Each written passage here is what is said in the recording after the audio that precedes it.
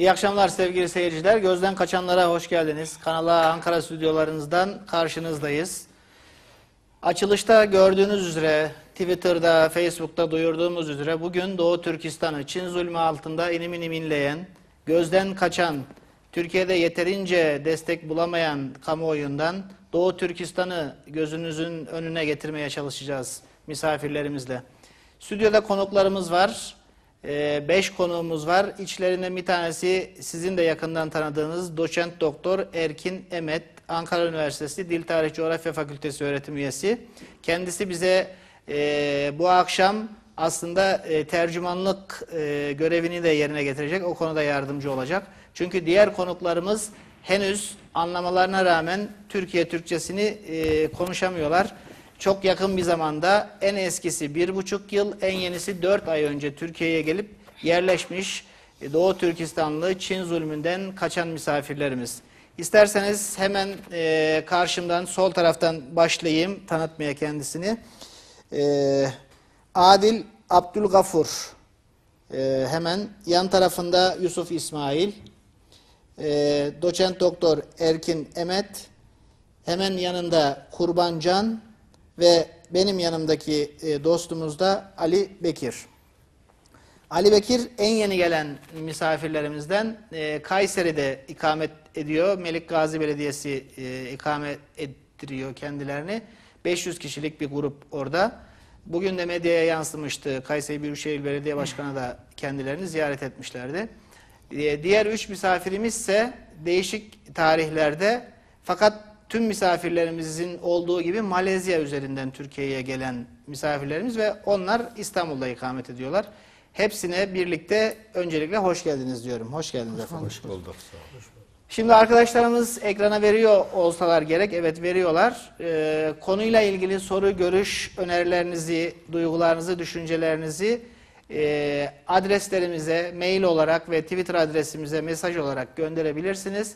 Ayrıca Doğu Türkistan hashtag'ine de görüşlerinizi, duygularınızı, düşüncelerinizi ifade edebilirsiniz. Yayın sırasında da oradan okumaya çalışacağız. Yeri gelirse de konuklarımıza yöneltmeye çalışacağız efendim. Açılışımızı Doğu Türkistan Milli Marşı'yla yaptık.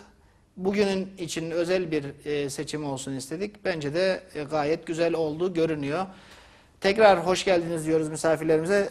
Hocam, isterseniz siz misafirlerimizle ilgili söyleyecekleriniz var. Onları bir alalım. Ondan sonra da tek tek soralım. Evet, bu sizin de bahsettiğiniz gibi bazıları 1,5 sene önce, en son gelen arkadaşımız 4 ay önce gelmiş. Tabii biz birkaç kere programda da oradaki Çin baskısını bahsettik. Şimdi bunların memleketinden, vatanından ayrılıp buraya geldiği o yol haritasına da program öncesi baktınız. Evet, baktım. Gerçekten çok uzun bir mesafe, 20.000 kilometre civarında bir yoldan sonra Türkiye'ye ulaşmışlar.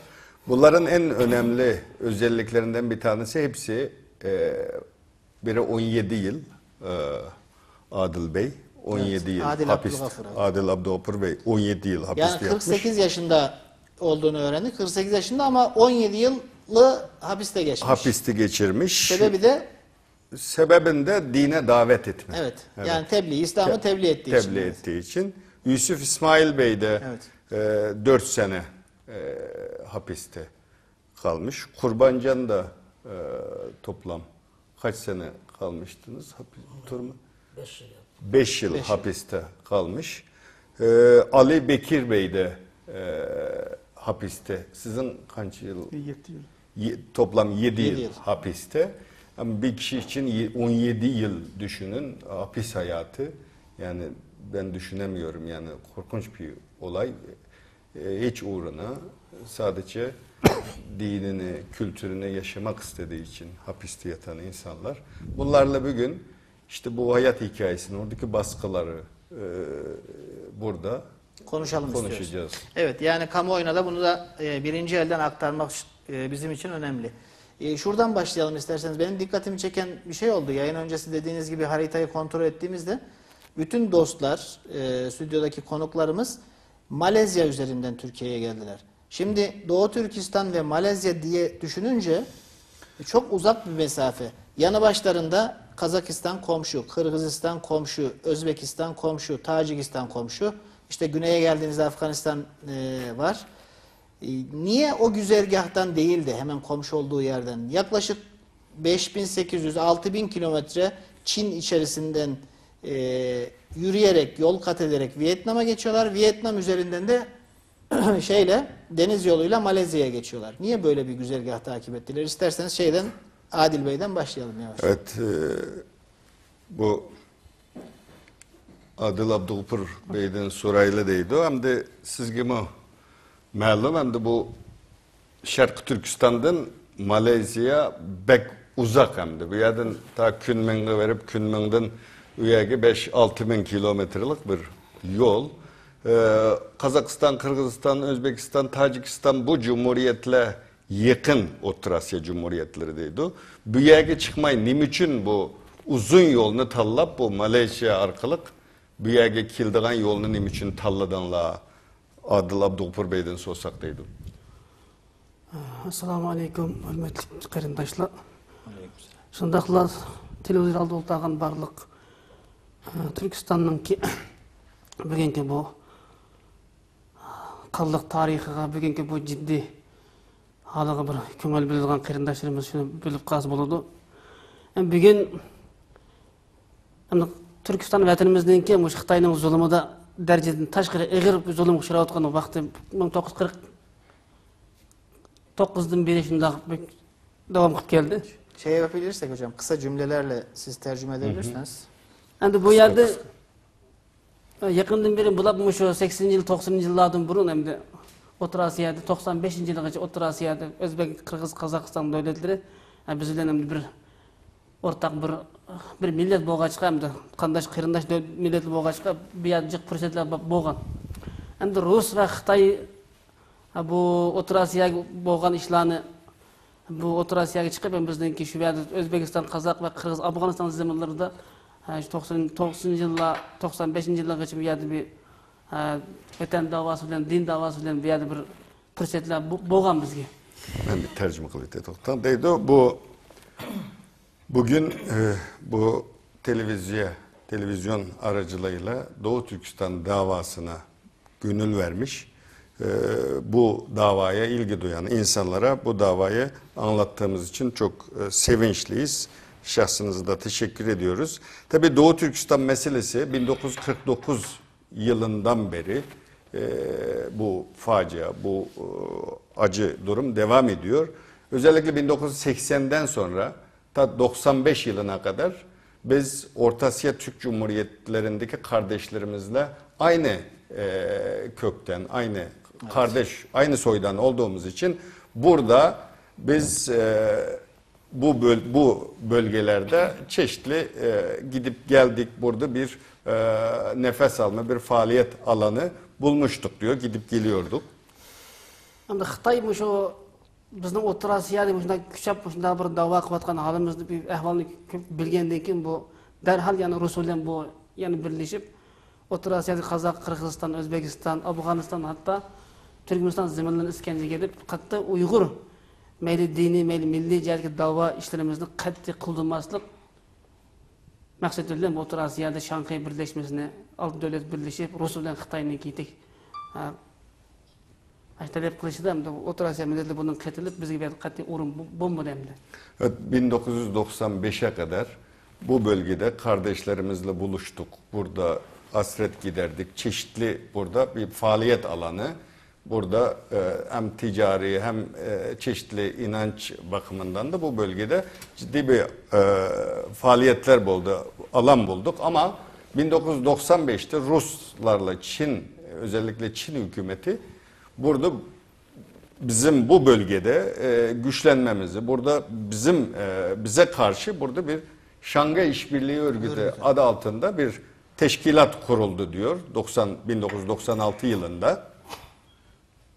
Şunun bizning bu yerda qat'iy bir hareket qilishimiz imkoniyati bo'lmadi Orta Asyada.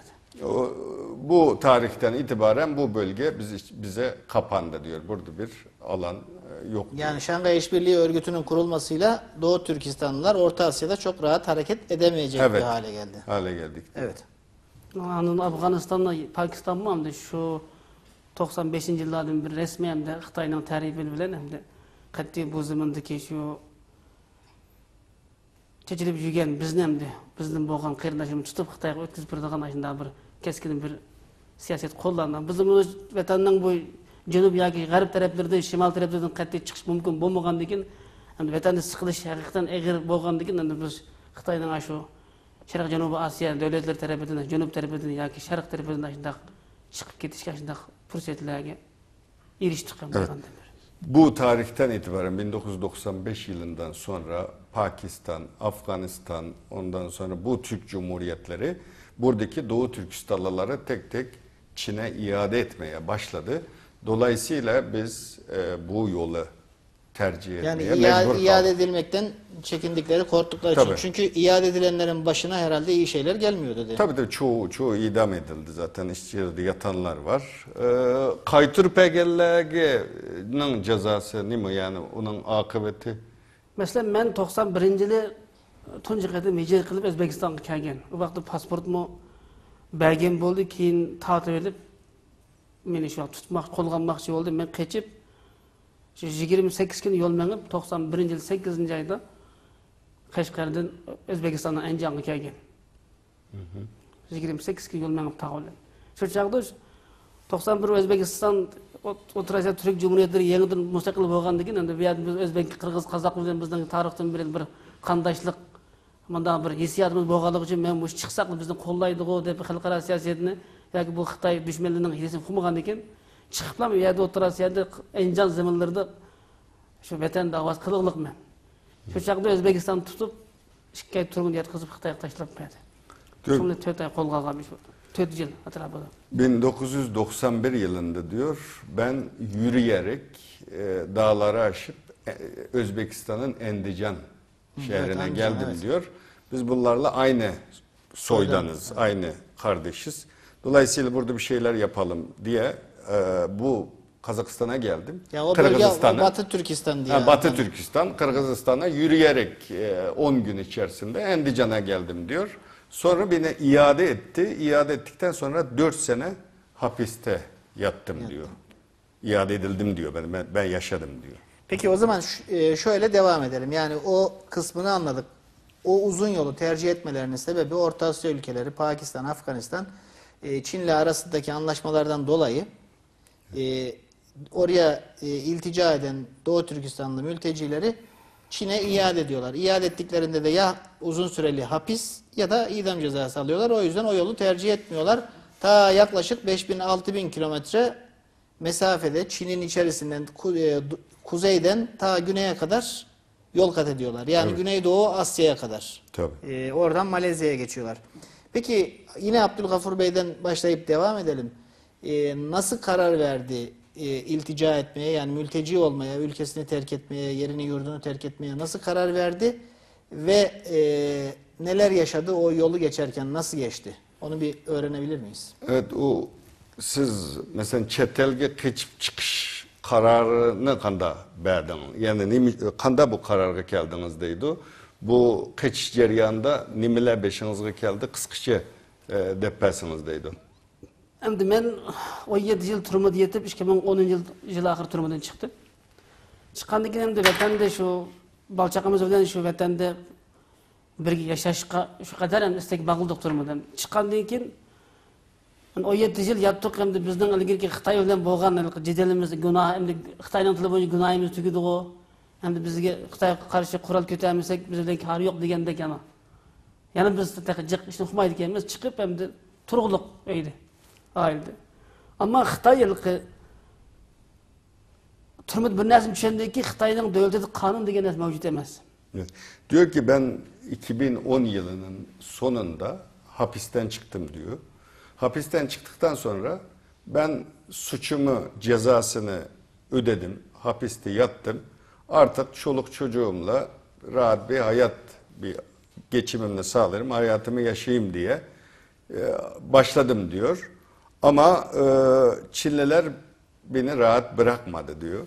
Men şu anda 2010 yılda 2011-2012 yıl jarayonida 3 qatim tutib so'landim yana.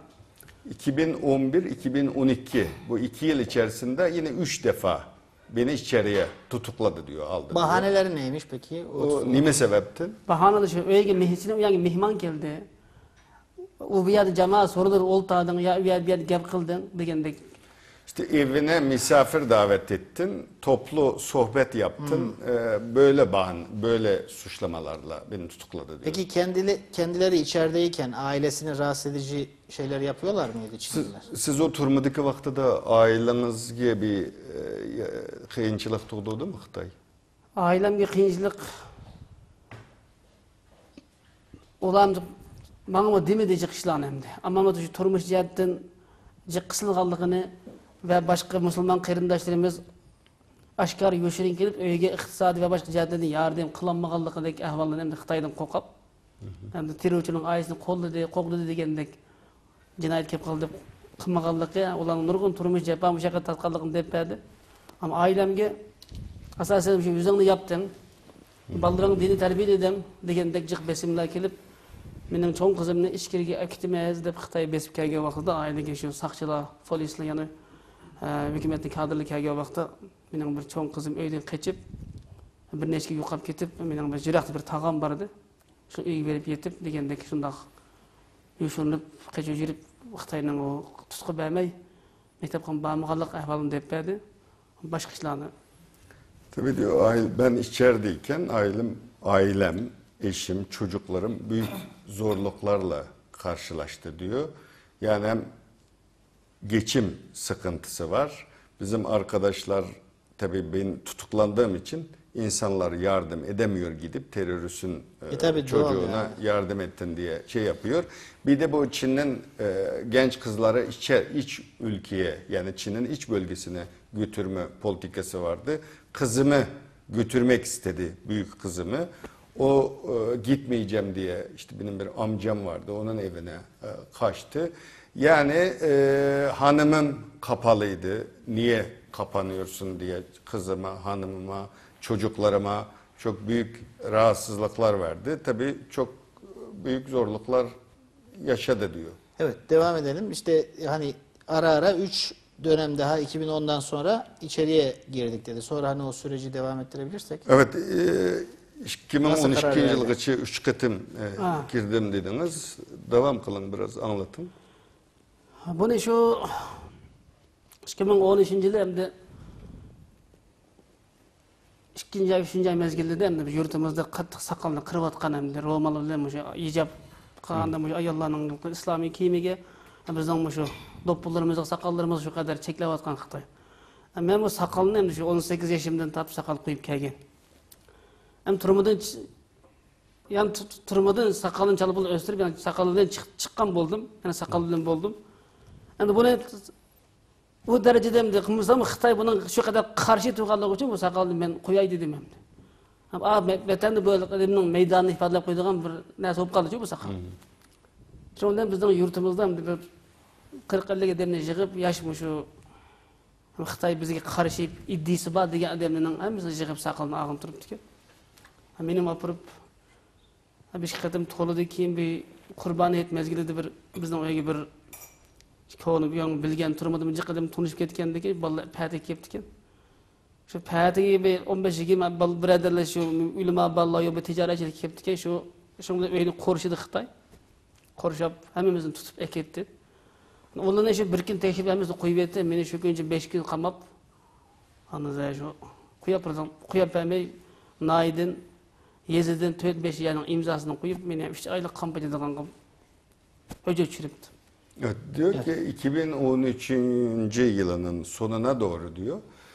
Bizim orada böyle sakal bırakalları, ondan sonra başını örtenleri, ondan sonra bu Uygurların şapkı doppa diyoruz biz. Bu doppa giyenleri çok üzerine gitmeye başladı. Bunu yasakladı. Ben 18 yaşından beri sakal bırakıyordum. Tabii Çin bu sakalla uğraştıkça ben sakalımı bırakma kararı verdim. Sakalımı bıraktım. Tabii bizim o memlekette sakal bırakmak bir de bizim meydanımızı da duruşumuzu da belirliyor. Dolayısıyla sakalımı bıraktım. Bir de ben hapisteyken pek çok insanlarla tanışmıştım. Arkadaşlarım vardı, hapis arkadaşlarım vardı. Bir Kurban Bayramı'nda diyor. Bunlar Kurban Bayram ziyaretine evime geldi diyor. Evime gelince bu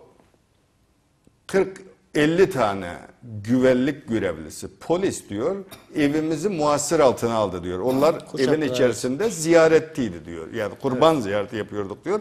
Hepimizi karakola götürdü, ifademizi aldı, diğerlerini bıraktı. Ben 3 gün orada kaldım diyor. Yani karakolda kaldım diyor. Bu şeyde de bana tutuklama kararı verildi diyor. Menen de bu öydeki bizden bir İslami örf adetlerimiz, bir kaidelerimiz, bu Eid bayramı mehmanlık ketidu. Bu senin kanunun hilaf emez. Men neme için siz olay degендek bir gep karşılaşkan boldum. Şu arkalık 4-5 sakçı kelip bana bir hücum kıygan boldum. Men bulak etilgan boldum. Şunun bilen menin başlarım yerilip kalla akkan boldu. Şu vaqtda beşimden bir 7-8 jillik yamap isken doktor. Şunun bilen men emdi bulagam şu emdi ne bolsam bolay dep kolama çıkkan narsa bilen şu bir asını öldürüp bizem ile tügü şey degендek aşında kararga kelip bularni tirkişke vaqtda bular mende beşimde kan tükelgendeken bular men taşlap kaçtı şu arlıkta. Şu ketkenci bular bana neçe aylar gep kılmadan men Ürümçi küçüp geldim. Ürümçide 5-6 ay tuldum. Hani bir yer yana keyin qattiq besim çözdüm men Ürümçi kelgenden keyin bu. Diyor ki bu tabii bu olayda ben dedim ki ya bizim bir örf adetimiz bu Müslümanların bayram ziyareti yapmak, birbiriyle bayramlaşmak bu bizim gelenek göreneğimiz. Bunu da mı yaşatmayacaksın diye polislerle bir böyle münakaşa ettim. Ondan sonra onlarla bir şey el hareketleri oldu. Ondan sonra beni dövdüler. Orada benim başım yarıldı diyor. Ondan sonra orada bir dikiş yaptırıyor. Ondan sonra bu bütün vücudum kan olunca polis de beni bıraktı. Böylece ben bu polislerden kurtuldum diyor burada diyor. Ondan sonra düşündüm taşındım ben memleketten ayrılmam lazım diye. Çoluk çocuk herkesi alıp ben bizim başkentimiz yani Doğu Türkistan'ın baş şehri Ürümçi'ye geldim. Kendisi şeydeydi, Kaşgar'daydı değil mi? Kaşgar'daydı. Kaşgar'dan bu olaydan sonra memleketimi bırakıp Ürümçi'ye geldim diyor. Evet. Ben bu yerden nurgun besim uçurdum hem de. Ahire bu Xitay'nın hem de menden başka nurgun qarindaşlarımız hem de 10-15-20 yıl yatkan balını tutup qayt ekir kitpaqanlığını anladım. Yani onların cık işleri yok hem de. Ya bir yerde tebliğ qıpsağan ya otağan bir yerde ya şu bir Xitay'nın ma'lum bir ra'yiga talebeki kelmegen. Demek ki ben dedik Xitay'nın devletinde kanun degen bir narsa yok. Deydi bu yüz dedik. Bu devlette 1 milyar 300 milyon nüfusunu kanun bilen başka bolmaydı. Kural bilen güç bilen başka olmasa bu devlet pul bilen kural bolsa buladı. Kanun degende tüzüp taşlap koymayız. Deglik. Diyor ki Ürümçi'ye geldikten sonra duydum diyor. Pek çok arkadaşlar, gençler tutuklanmış diyor. Bu gençlerin hiçbir suçu yok diyor. Bunların suçu ya tebliğ yapmak ya da toplu bir oturup sohbet yapmak ya da işte Çin'in dediği o lafı sözü yerine getirmemek. Böyle ufak tefek bu tip şeylerden dolayı çok sayıda insan tutuklandı diyor. 2013'ün sonuna doğru. Sonuna doğru. Ürümçi'ye taşındıktan sonra bunları duydum diyor. Şimdi Çin kendisi hukuk devleti olduğunu söyler diyor ama 1,5 milyar insanlı hukuk yok diyor. Böyle bir ülkede diyor hiç hukuk yok. Sadece silah gücü, para ondan sonra baskıyla halkını, toplumu yönetiyor diyor. Evet. Hadi şu keyin men onun Xitay'daki bu muamelesi de çok meni yani bu tutup ekirkesi hem çıkını bolmagan gibi turumda ses öylep tügeydi qayışken. Bir hem de şoňdan çıkıp ketey dep niyet kıldım şu arkaly hani qarindaşlarımның yetekleşi bilen şu Malaysiya arkalık bir yoldan bağlığını bilip aşına yolga saldı. İşte bu olaylardan sonra ben dedim şimdi ben bu defa içeriye alırsa Çin tutuklarsa Bir daha çıkamam. Ömrüm hapiste geçecek. Evet. Dolayısıyla düşündüm, taşındım. Bu Malezya üzerinden Türkiye'ye kaçma kararını verdim. Yani böylece niyet buraya zaten geldim. Türkiye'ye gelmek miydi yoksa hani başımı selamet bir yere atayım mı? Sizin maksadınız Türkiye'ye gelişmi idi ya ki qaysi devlet olsa bir çikite degan niyet bilen çıkanmadı. Men hem de o qaysi devlet emas hem de. Hem de hazır bir halkara vaziyetini biz hususen hem de az önce bilaylik hem de Türkiye'den başka hem de Orta Asya devletinin hemmesi koldan ketdi. Xitaylı Rus'dan ki rayga bakıp ketdi. Dünyada hazır meclis hatta Arap devletlerinin şu kadar biz en Müslümanların merkezde oturan Saudi yoki Mısır degan devletler bizga hazır panohlik bermaydi. Endi biz tarixdan beri Türkiye devleti bilen, Türk halkı bilen bizden kim tarixten de neçe ming yıllık hem de milletdaşlık, hissiyatdaşlık bir qarindaşlık bir asasımız var. Müşay kelsek hem de bir mümkün bolup qala. Nurgun davagarlarımız müşay turwadı. Yakından beri Türkiye'de çok özgürlükler oldu. Endi bu çıkıştaki maksat endi qanday vatanni tashlab bu şu kadar milyon Müslümanını bu bichara haqni kafirni qo'l tashlab bir yer chet elda yurishning o'zi bizning iymon vijdonimizga bu xilop. İnşallah çıkıp bir xuddi Peygamber Aleyhisselam Mekke'den Medine'ye verip küçüyüp gelip Mekke'ye fatih qilgandek inşallah biz şu Türkiye zamanıga Allah nasip qilgan zamanга to'plashib şu vatanni fatih qildigan bir ulug' g'oya bilan keldik bu yerga chiqdik. Başka bir yerde yaşaş için emas. Diyor ki biz herhangi bir ülkeye gidelim diye çıkmadık diyor. Şimdi Orta Asya Türk Cumhuriyetleri ne kaybettik diyor. Burada işte Rus'un, Çin'in etkisi çok fazla. Burada yaşayamayız. Gitsek de bizi almazlar. Şimdi biz Müslümanız. İşte Müslüman ülkesi dediğimiz zaman işte Suudi Arabistan, Mısır da bizi almaz diyor. Şimdi biz Türkiye ile bizim tarihten gelen bir kaç bin yıllık bir kardeşliğimiz var diyor. Türkiye'de de çok eskiden de bizim dava adamlarımız Türkiye'ye gelmişler. Dolayısıyla biz Peygamber Aleyhisselam'ın yaptığı gibi bir cihat yapıp işte Türkiye'ye gelip burada güçlenip biz böyle bir yaşamak için gelmedik. İnşallah daha sonra biz yine kendi vatanımıza gidip orada mücadele etmek amacıyla Türkiye'ye geldik. Peki kaç kişi ailesi yani kaç kişiyi getirdi o yolculuğunda? Ne kadar sürdü o Çin'i geçip Malezya'ya varmaları? Siz o ailenizde kançı can bilen geldiniz. Aşk Xitay'dan vatanınızdan çıkıp müşakkeye kançı vakitte yetip geldiniz Türkiye'ye? Öyle 8'den çıkan 9'dan.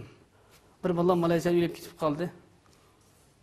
Bir ay kelip men bir nevrem Malezya'da bir nevrem tug'ildi. Üzümden iki kızım, bir oğlum vardı.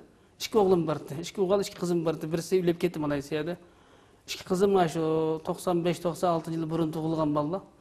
Olar şu chiqib yatlik qildim. Men bu yak yerim kelgan yoqqa, olar men 50% bo'lmagan birinchi nima yoqman qalmoqda. Olar qo'yib yerim kelgan yoqqa, olar demay chiqarga o'ydim men. Ana o cho'ng qizim yatlik qilib yerim kelgan. Ana kichik qizimni olar bir o'ziga bir muvafiq bir balık yatlık kılıp bu ayna buldu kiliglik buldu. Akamdan. Öy zamanını setip degen mahbek geçip iki kızınız mı geldi? İki kızım, iki oğlum bildi kiliglik.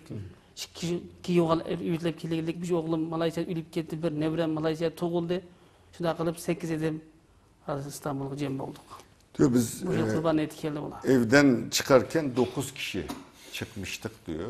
Bir tane çocuğum Malezya'da vefat etti diyor. Allah rahmet eylesin. Öldü diyor. Bir de torunum dünyaya geldi. Bir torunum oldu diyor. İki kızım ben çıkarken ben onlara da söylememiştim. Memlekette kalmıştı. Daha sonra ben ayrıldıktan sonra damadımla kızım da geldi. Böylece hepimiz buraya gelmiş olduk diyor. Peki onu şimdi yaklaşık yarım saattir konuşturuyoruz. Yoruldu. İsterseniz şeyle devam edelim Yusuf İsmail Bey'le. Evet. Onun da karar vermesi yani Doğu Türkistan'dan ayrılıp işte Malezya üzerinden Türkiye'ye gelmeye karar vermesi. Niye karar verdi? Bir de nasıl geçti o yolculuk? Ailesinden kaç kişiyle beraber geldi? Onun hikayesini de alabilir miyiz? Evet. Sizge rahmet Adil Abdugupur ve yarım saat oldu siz anlattınız.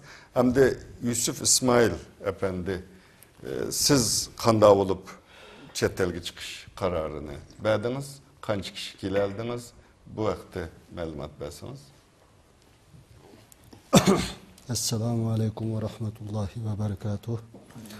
Barlık aziz kardeşlerim için kalbimden salamını yollayman. Men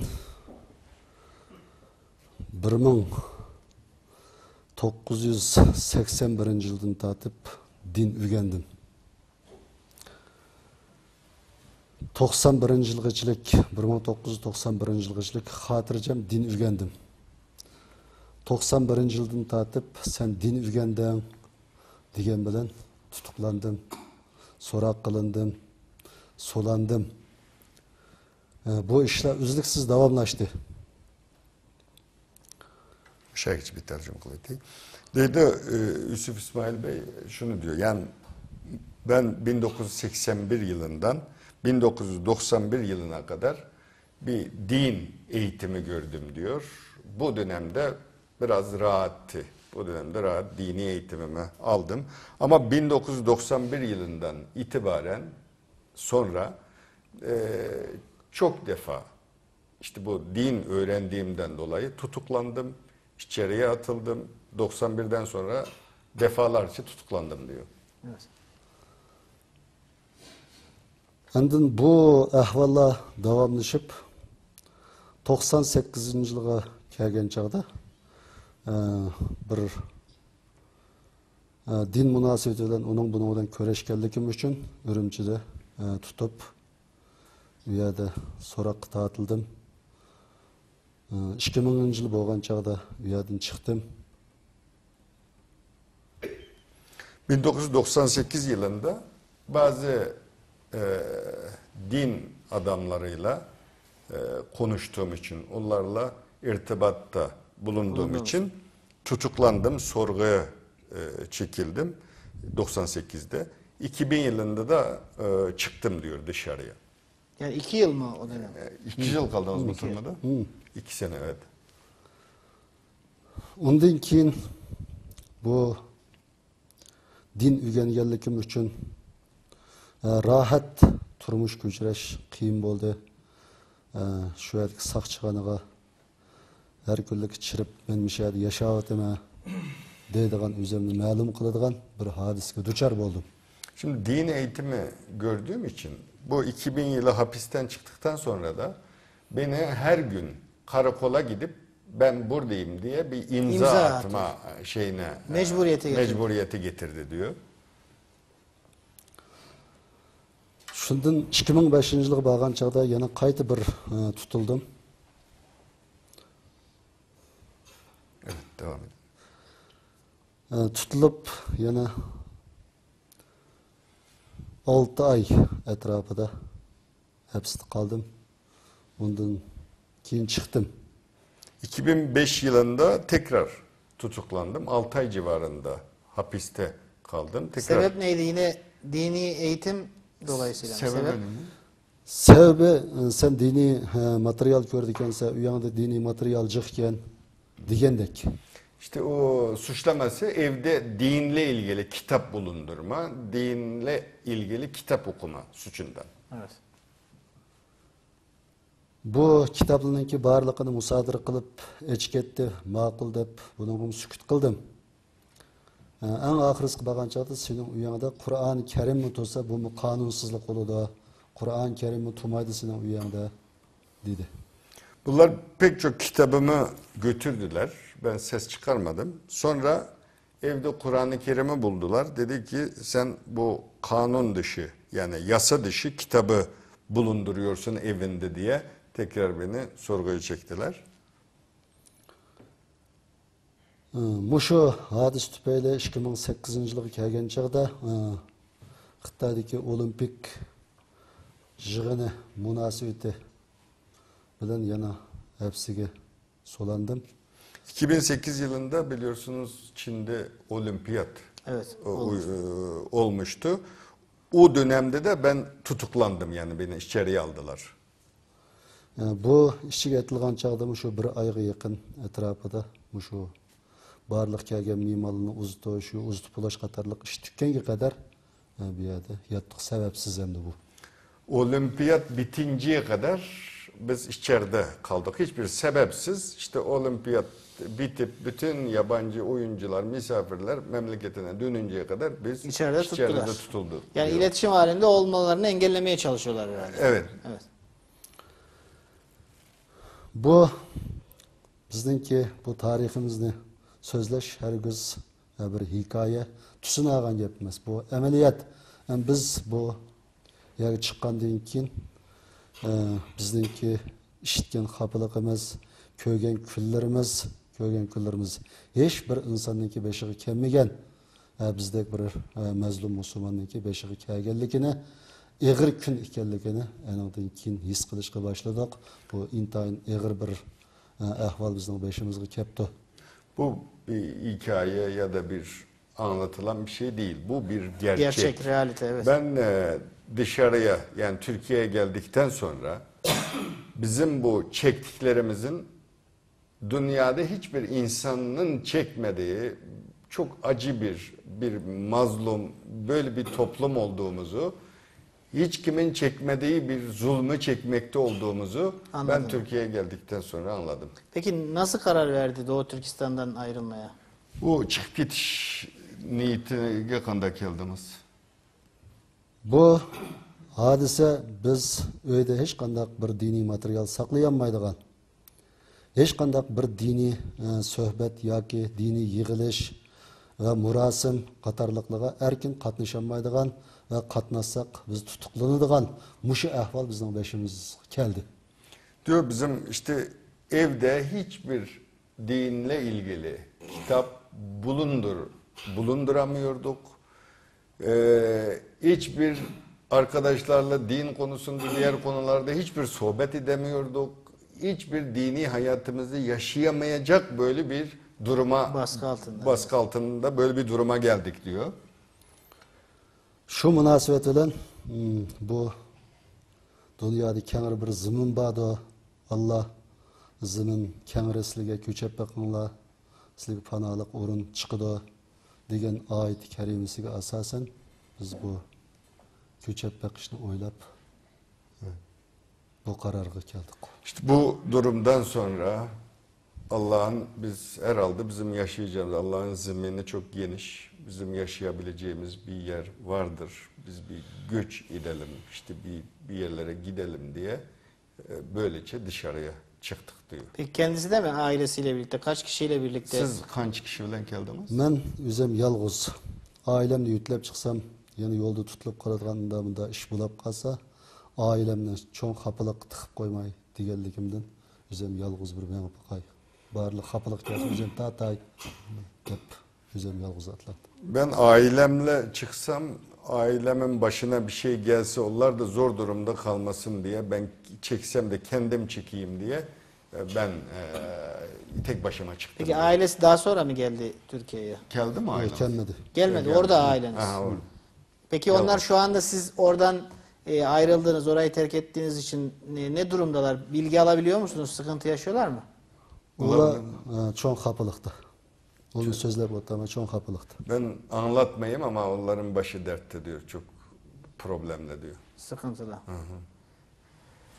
Allah kolaylık versin onlara, ne diyelim. Siz de Kaşgar'daydınız herhalde, değil mi? Kaşkar. Evet, Kaşgar. Kaşkar'da. Yani şu Kaşgar'ın hani Türkiye tarihi için, Türk tarihi için ne kadar önemli olduğunu artık kimseye anlatmaya gerek yok.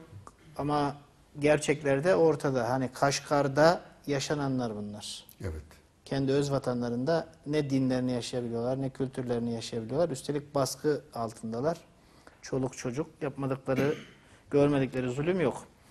Peki o süreci, şimdi Malezya'ya kadar geldikten sonraki süreci ayrıca konuşacağız. Diğer iki konuğumuzu da isterseniz şey yapalım. Şimdilik Yusuf Bey'e de teşekkür ederim. Kurbancan'a soralım. Onun hikayesini de alabilir miyiz? Onlar Doğu Türkistan'ın Aksu vilayetinden de herhalde. Evet.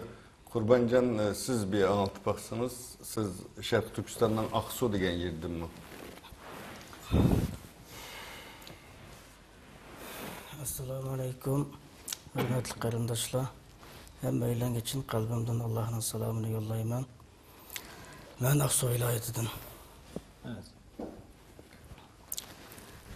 Neler yaşadınız? Yani nasıl göç etmeye karar verdiniz? Siz Onları nima anlatabilir uchun- misiniz? Siz chet elga chiqish haqida qarar berdingiz? Bu vaqtda so'zlab bersangiz.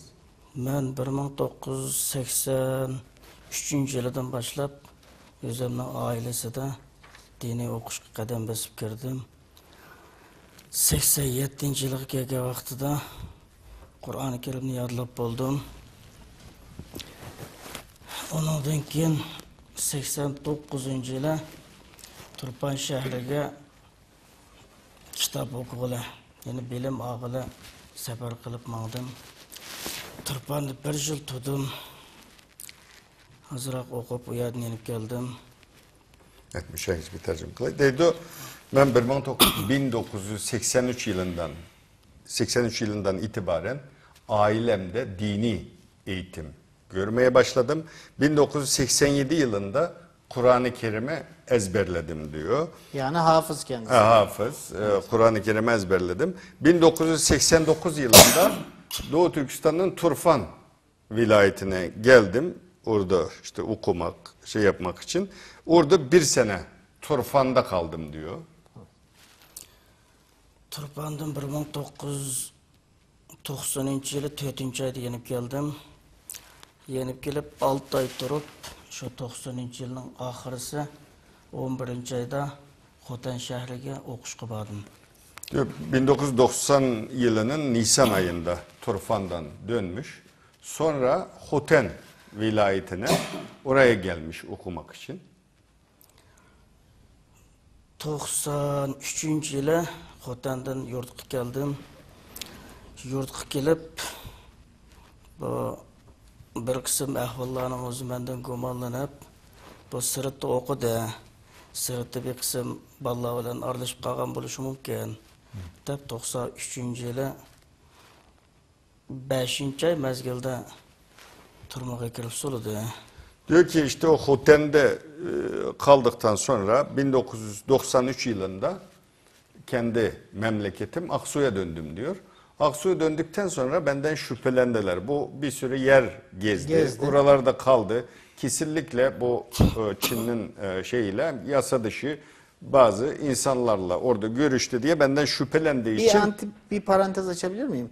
Dini eğitimi nasıl alıyorlar peki bu sıkıntılı durumda? Nasıl alıyor? Bir şey bir nima koşup koyaydıydı. Mesela siz dini terbiye köydüm deysiz mesela muşunçılığa besim turguluk kanda dininizini kanda okuya aldınız deydi.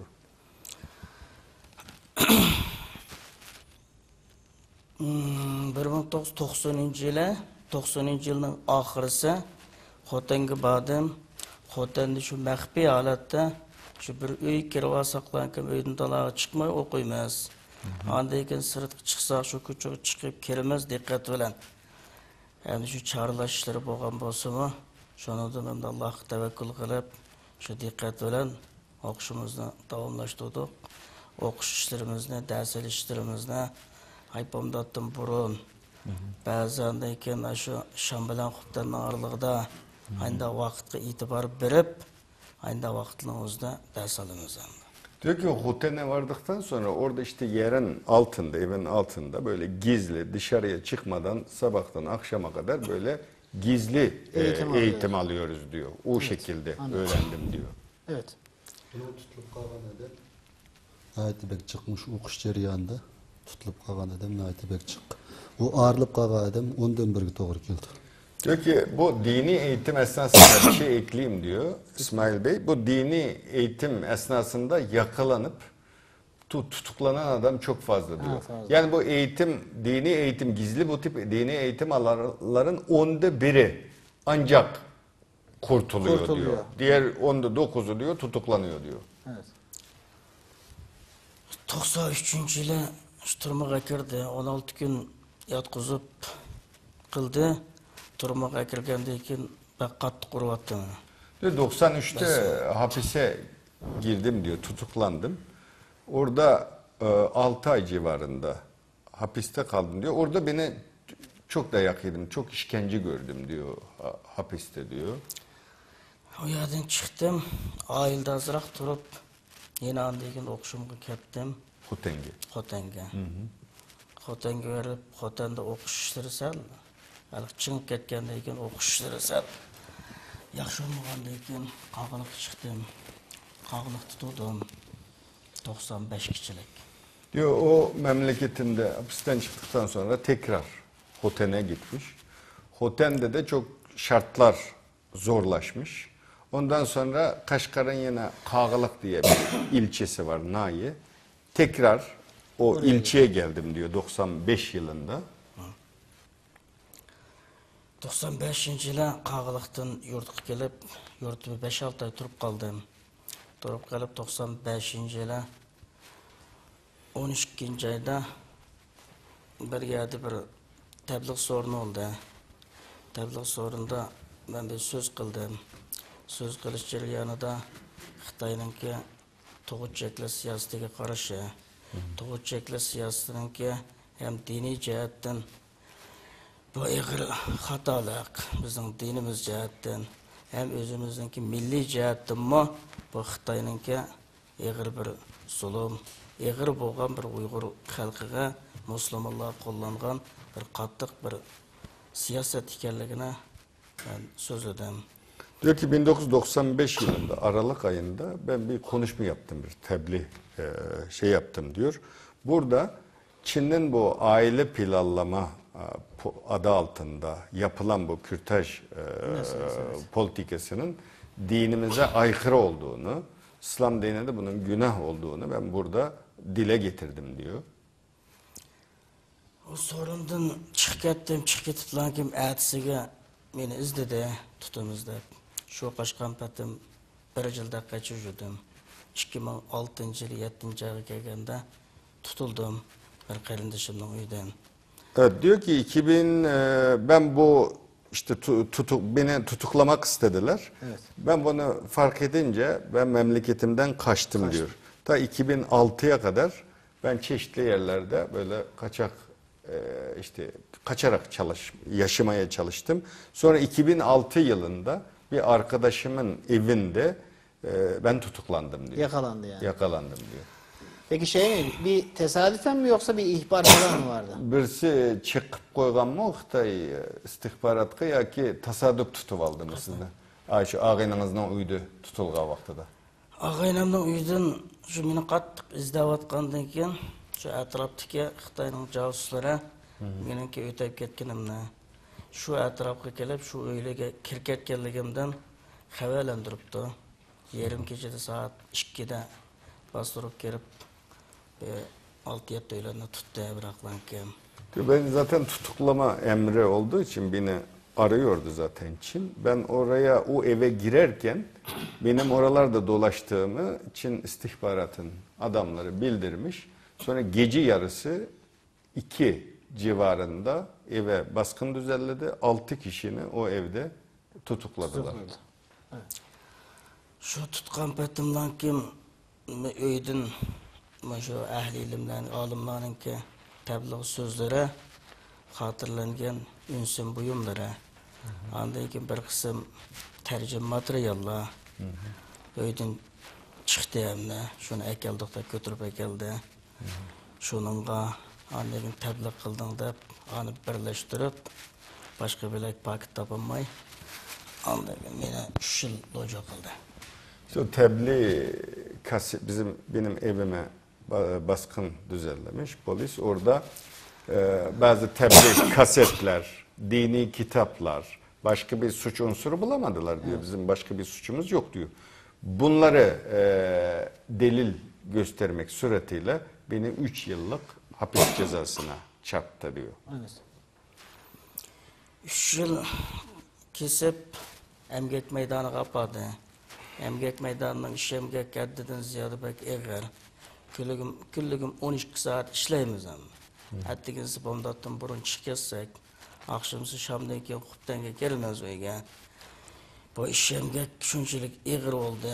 Boshqaruv siyosati shunchalik eğer oldu. Hem o iş emgekning uzun joyida qilib bo'lamasak eğer tayoqni yedik. Hem de onunki tokaltaklarini yegandan sirt o bakcha qamni. Onda bo'g'lamaydi. Ondan başqa meni şula josudnim qaqtni attidan ziyodamdan 2 qatim bek urvattan. Diyor ki bu 3 senesini bu çalışma kampında geçirmiş. Tabii bizim karakolda, hapiste o gördüğümüz işkenceyi anlatmakla bitmez diyor. Çok Şimdi zaten onları biraz sonra soracağım. Yani çok neler fazla yaşadığınızı. işkence gördük. Bir de bu kamptaki hayatımız da çok zor geçti diyor. Burada işte 16-17 saat çalıştırıyor. İşte burada da dayak yedik diyor. İşi zamanında bitirmedin işte çeşitli bahanelerle. Ya bahane yani. Burada da çok zor günler, çok zor geçti diyor bu 3 sene. Evet. Uya kirgandan keyin namoz o'qishni butunlay chap qo'ydi. Namoz o'qimaysa. Andan keyin kishilar bilan diniy jihatdan paranglashmaysa. Deb bu jihatdan qattiq chap qo'ydi. Men namozni o'qiyverdim. Yana andan keyin siyosatga bu yerdan qaytishimga bo'ysunmadim deb yana 3 oy vaqtimni uzatdi. Diyor ki biz oraya girdikten sonra işte namaz kılmamızı yasakladı. Dini konularda konuşmamızı yasakladı. Ama ben buna şey yapmadım yani ciddiye almadım. Ben namazımı kıldım. Ondan Yani sonra normal bir şekilde namazını kılabildi mi yoksa hani şey yoluyla mı, ima yoluyla falan mı? İma yo'li bilan. ima yoluyla İma yoluyla. kıldım. İma yo'li bilan bemezgil qildik. Keyin andan keyin ashkari sajda bilan qilib o'qiyverdim. Önce ima ile sonra ben açık yapmaya başladım. Sonra 3 ay uzattı Uzattılar. beni. Burada uymadığın için, kurala uymadın diye 3 ay uzattı diyor. Ondan keyin Sudan içiyorsun. Evet.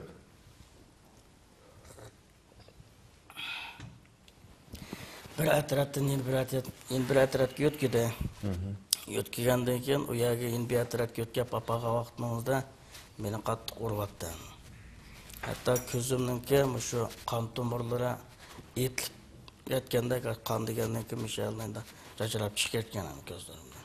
Hatto ko'zim ko'mas bo'lib qolarmikin deb o'ylagan Allohning rahmati bilan yana yaxshi bo'lib qoldim. İşte ikinci bir kampa beni nakletti diyor. Orada şu göz, şuraya büyük işte O iş şey zaten her alnında iz mi o yoksa yaratılış şey mi? O olay mı? niyede tatık var mı ya? Ya tatık yok mayasal müşanin quvluqliq. Şu bizden. dayak yemiş. Burada diyor gözümün damarları patlamış. Orada ben herhalde kör oldum diye düşündüm. Allah'ın şeyiyle yine ben gözüm sağlam diyor. Peki ne zaman çıktı şeyden hapisten? Turmadan kaçan çıktı mı? Shu tayoqni yegandan keyin shu vaqtda 2 yil vaqtim tugadi. Ondan keyin yana 4 oylan birlashib 5 oylan turmadan qochdik. 98-yil 10-oyda turmadan qochib 15 oy sirtda mekinib qochib yurdim, qochib yashadim. Hani 2000-yil 1-oyning 30-yilda qaytini tutib egilindim.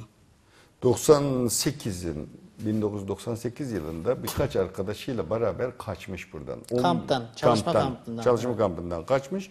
15 ay saklanarak yaşamış. Sonra tekrar 2000 yılının başında tekrar tutuklanmış. Tutib akilingandan keyin Qashqarimga 8 oy uzatdi. Şunu bilan 2001-yili 9-oyda turmadan chiqdim. Sonra işte bu tekrar tutuklandıktan sonra kaçtığı için 8 ay daha eklenmiş.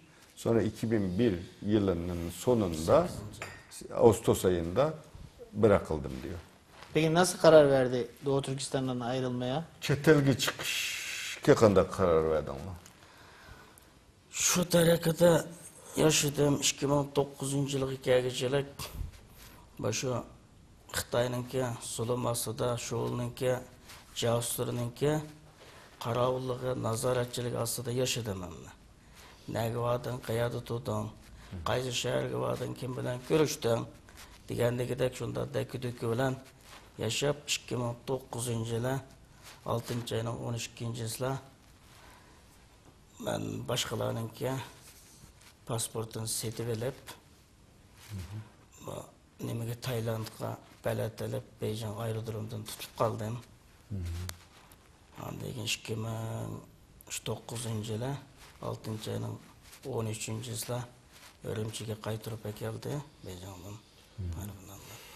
Şunu bilan 5,5 ay Ürümçi turmada yattım.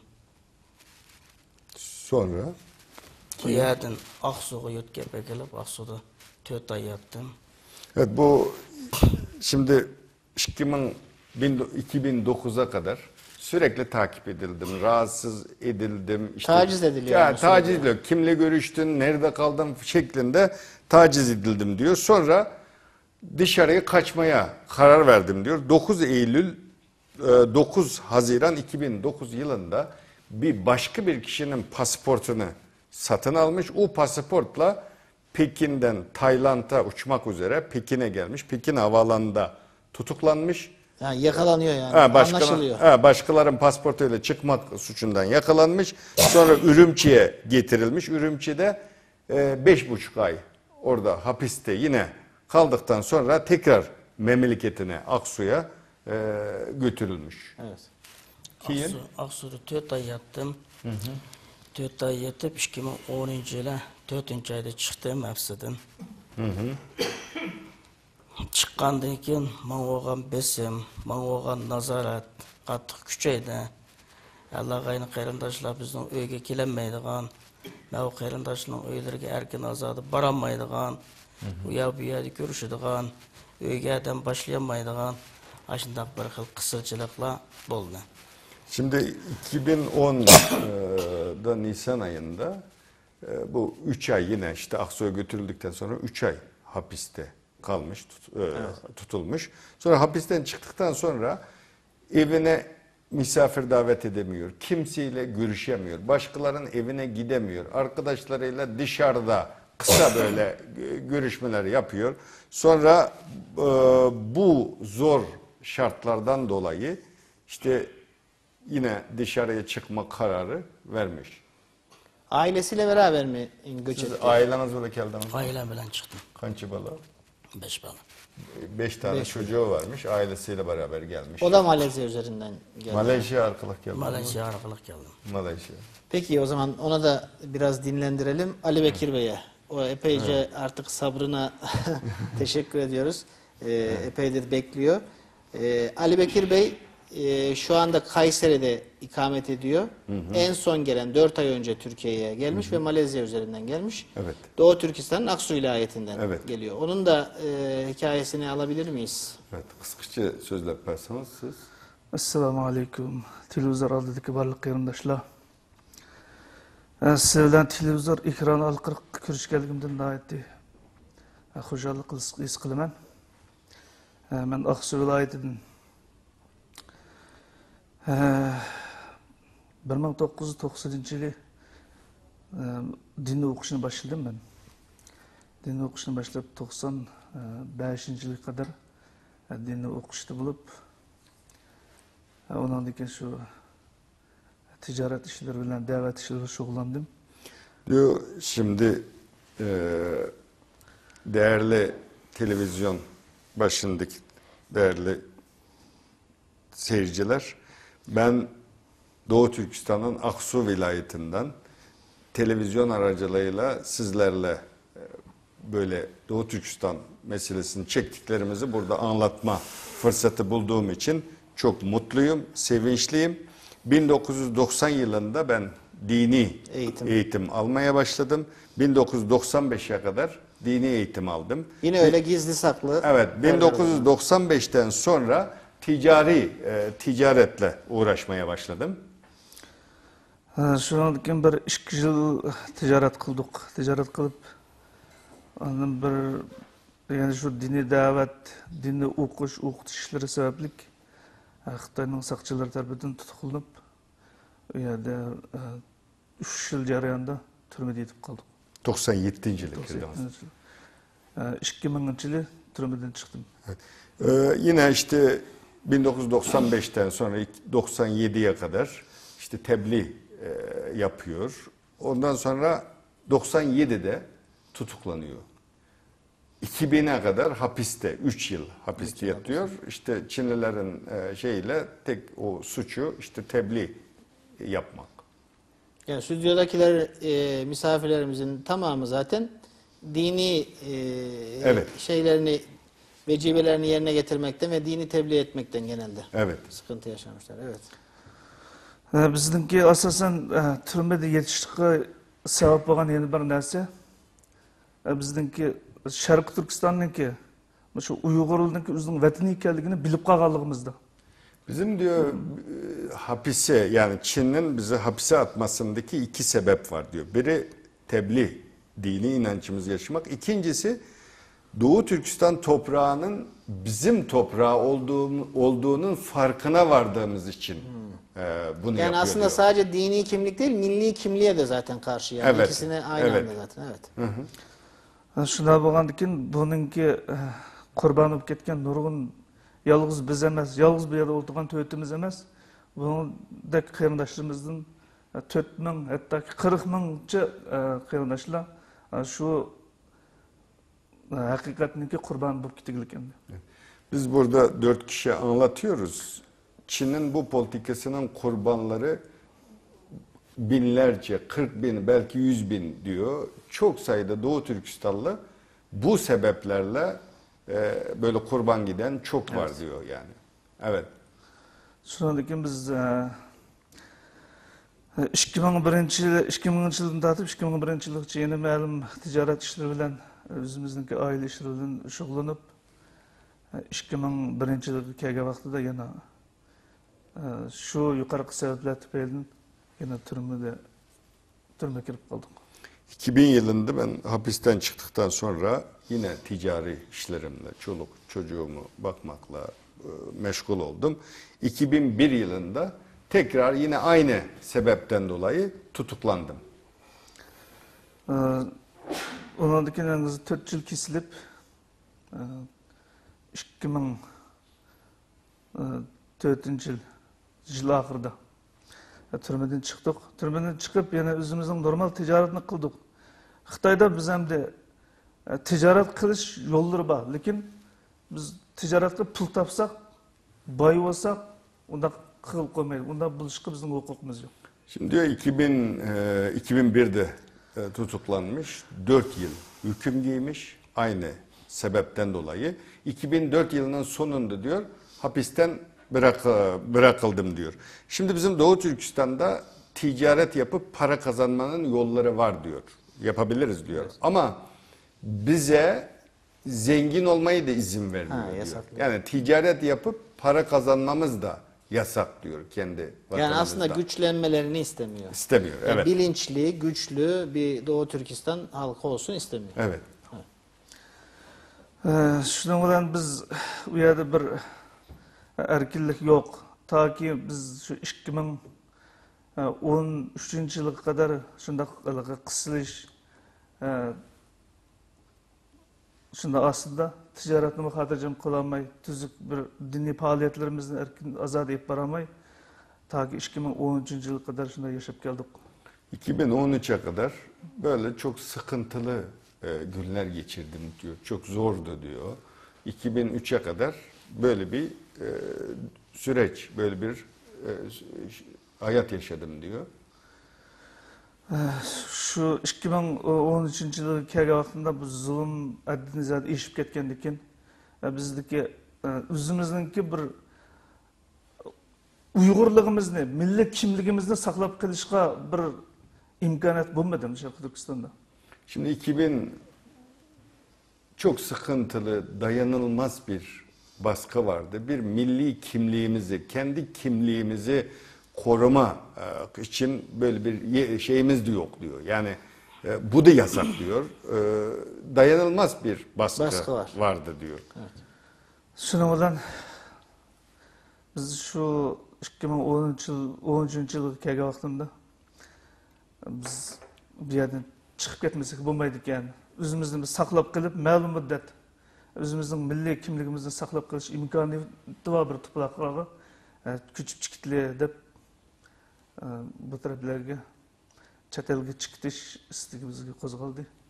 İşte bu zorluklardan sonra kendi milli kimliğimizi koruyabilecek bir, nefes alabilecek bir toprak, ülke bulalım, oraya gidelim diye böyle bir karara geldik diyor. Evet. Böyle bir karar verdik.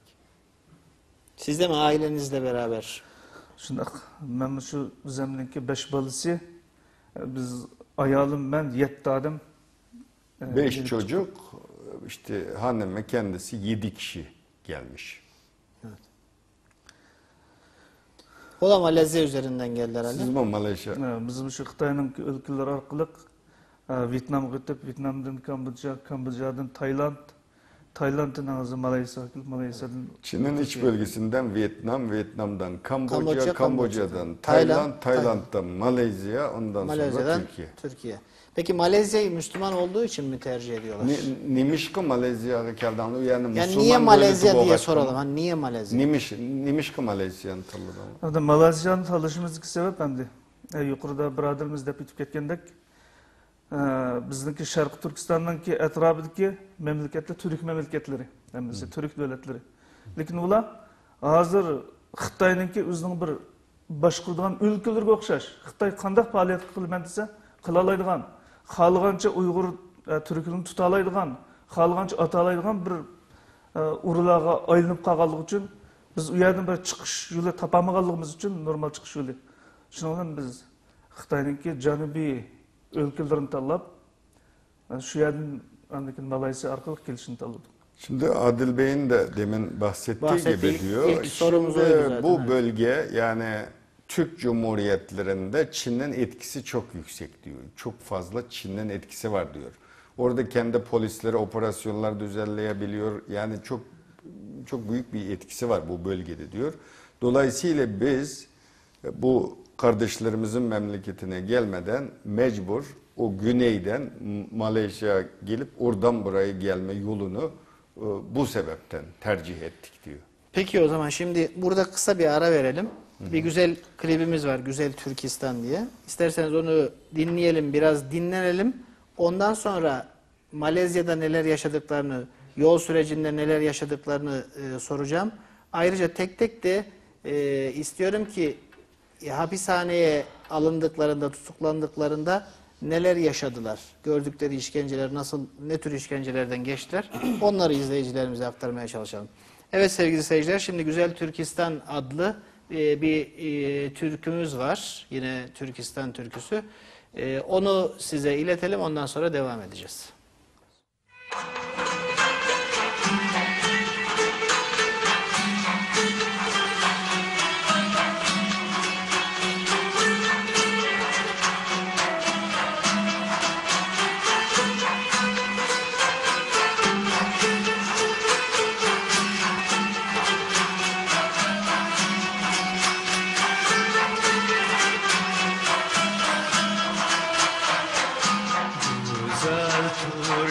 Türkistan sengene buldu. Güzel Türkistan sengene buldu. Sabah vakitsiz güllerin soldu. Ah ah ah güllerin soldu. Çemenler berbat, kuşlar hem feryat. Çemenler berbat, kuşlar hem feryat. Hammasi mazur, bulmaz mi dilşad? Oh oh oh, bulmaz mi dilşad? Bilmem ne uchun kuşlar uçmaz bahçelerinde. Oh oh oh, bahçelerinde. Bilmem ne uchun kuşlar uçmaz bahçelerinde. Oh oh oh, bahçelerinde.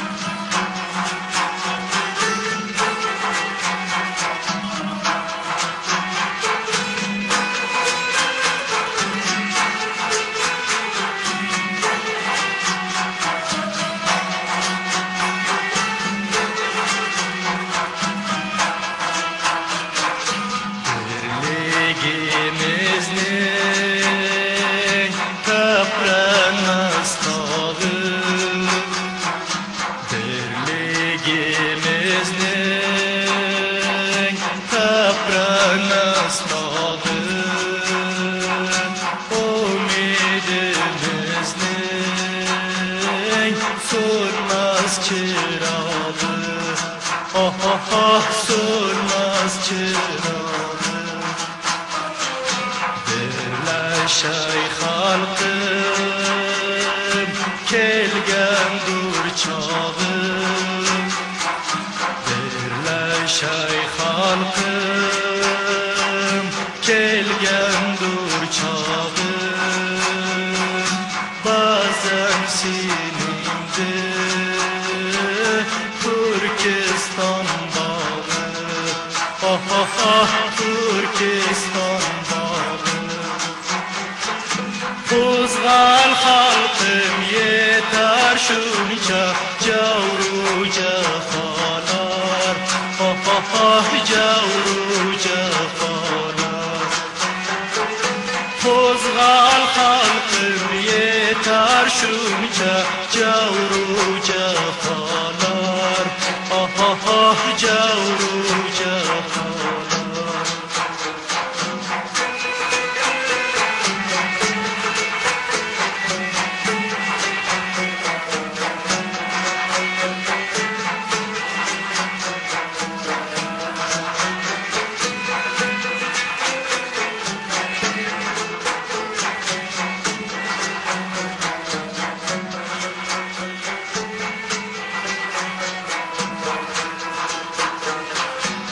Ay bayrağını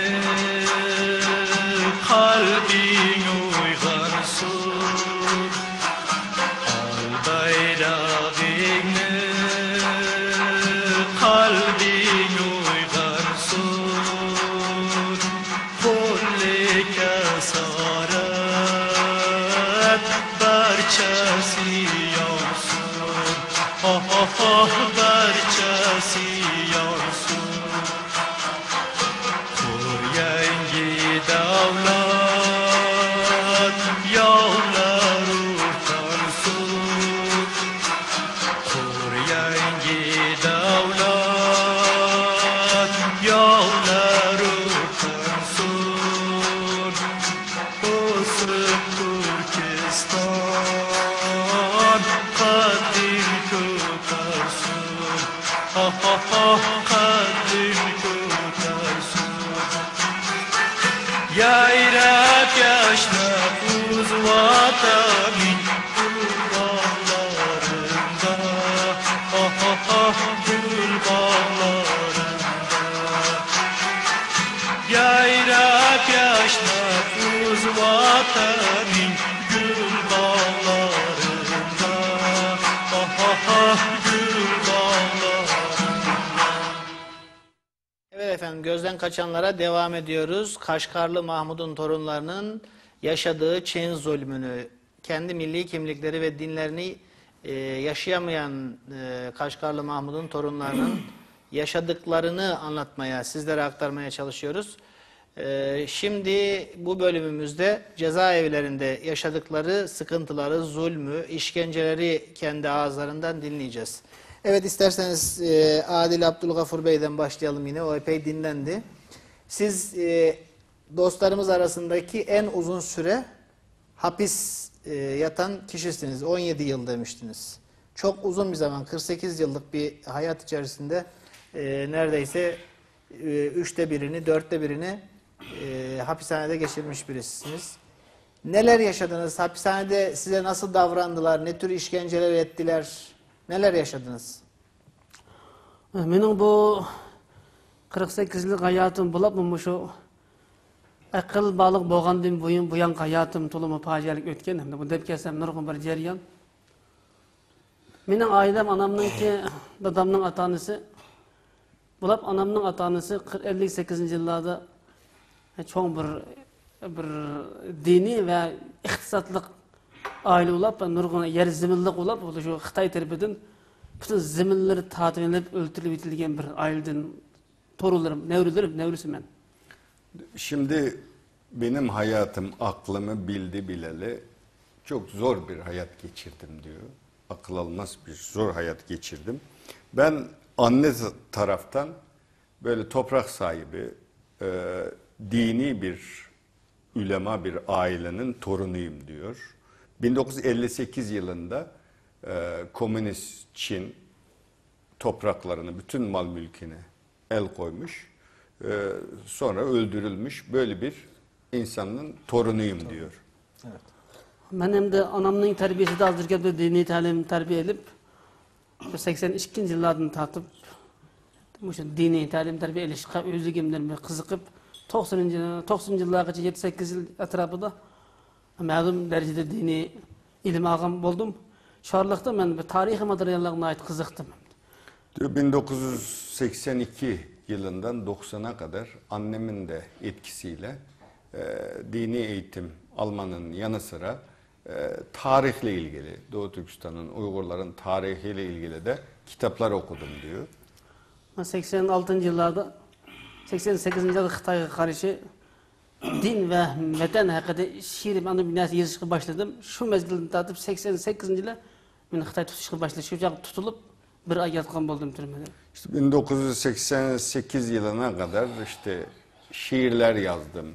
Çin'e karşı işte oradaki haksızlıkları onu dile getiren makaleler, şiirler yazdım. Sonra 1988'de ilk defa hapse atıldım diyor.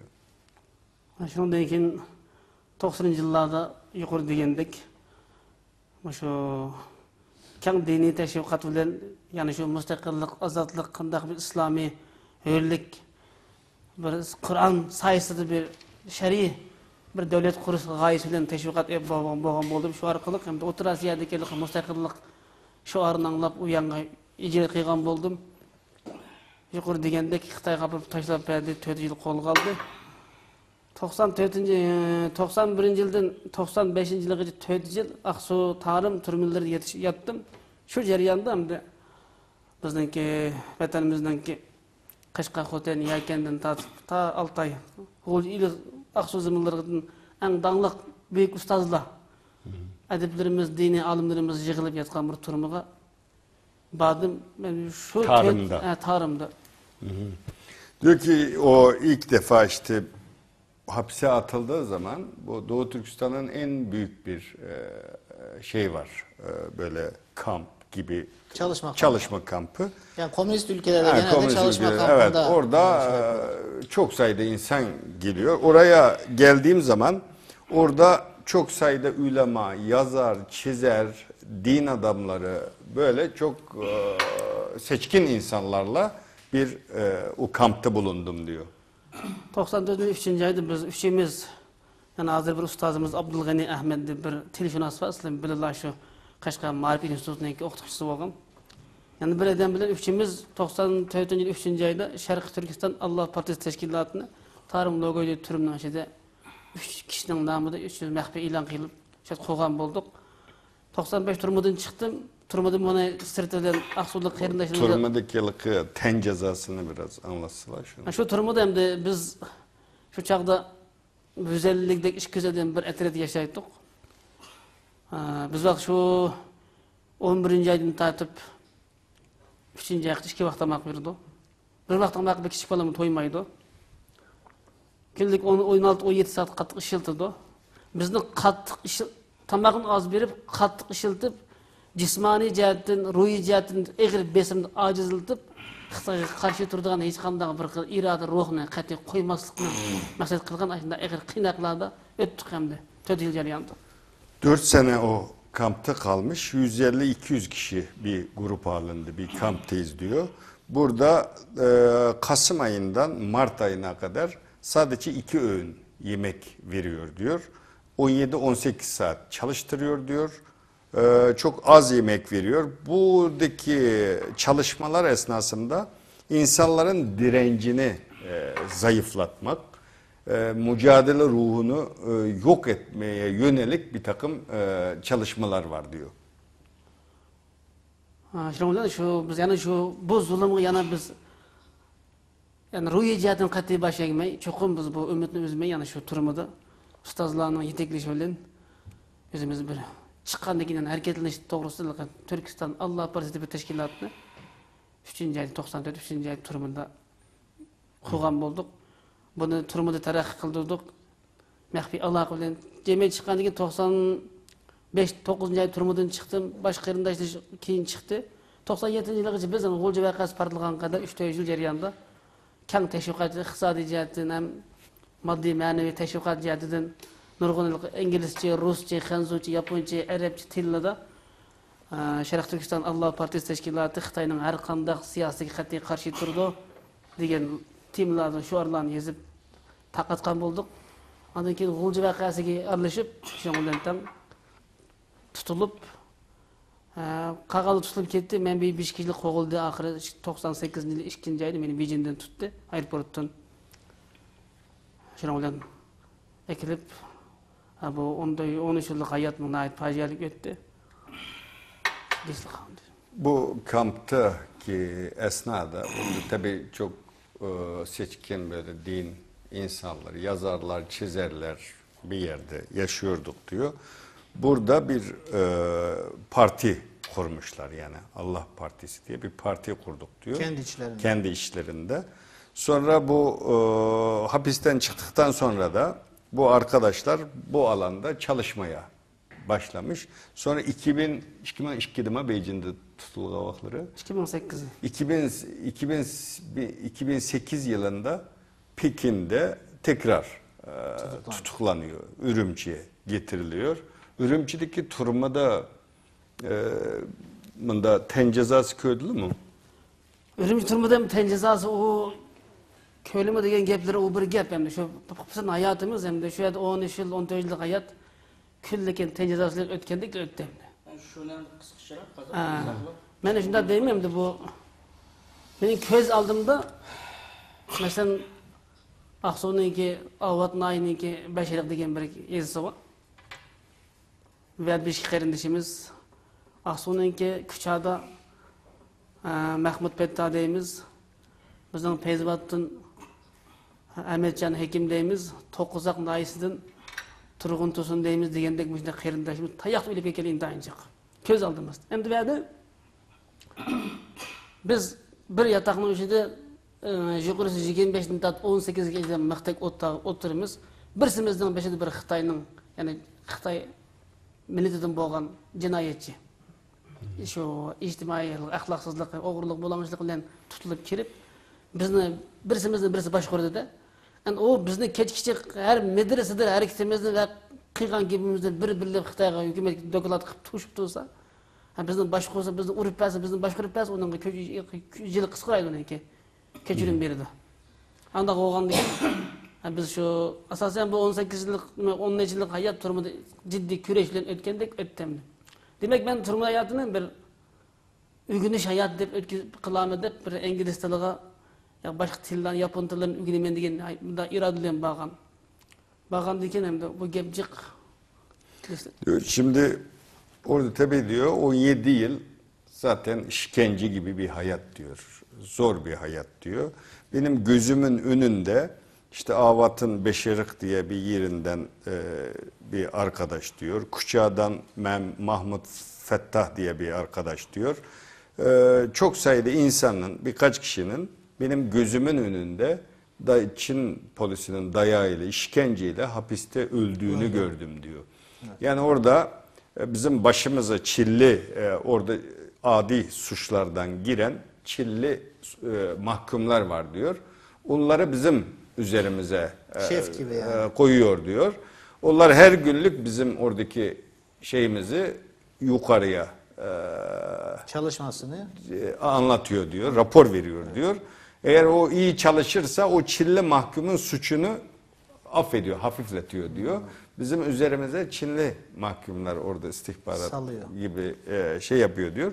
Tabii zor bir hayat diyor. Yani 17 yıl anlatmakla bitmeyecek şekilde bir işkence diyor. Ya ben yani. Bir de şeyi merak ediyorum. Hani nasıl direndiler kısmını soracağım ama bir günü yani o çalışma kampında bir gün nasıl geçiyor? Ne yaptırıyorlar mesela? Yani ne çalışma kampı ya ne yapıyorlar? İşte taş mı kırıyorlar, yol mu yapıyorlar? Ne yapıyorlar o kampta? İşte o sana dedi ya mesela tarımdaki o lagırda mesela bir günlük hayatınla kanda ütüdü, nimiş kıldırdı mesela taş toşumslu ya ki şey mesela nimişlerini kılıslı mesela bir günlük hayatınızın da bakın. Tarımda 95'ten 91'den 92'den 95 tutuq, o berde dehqanchilik qilyapti.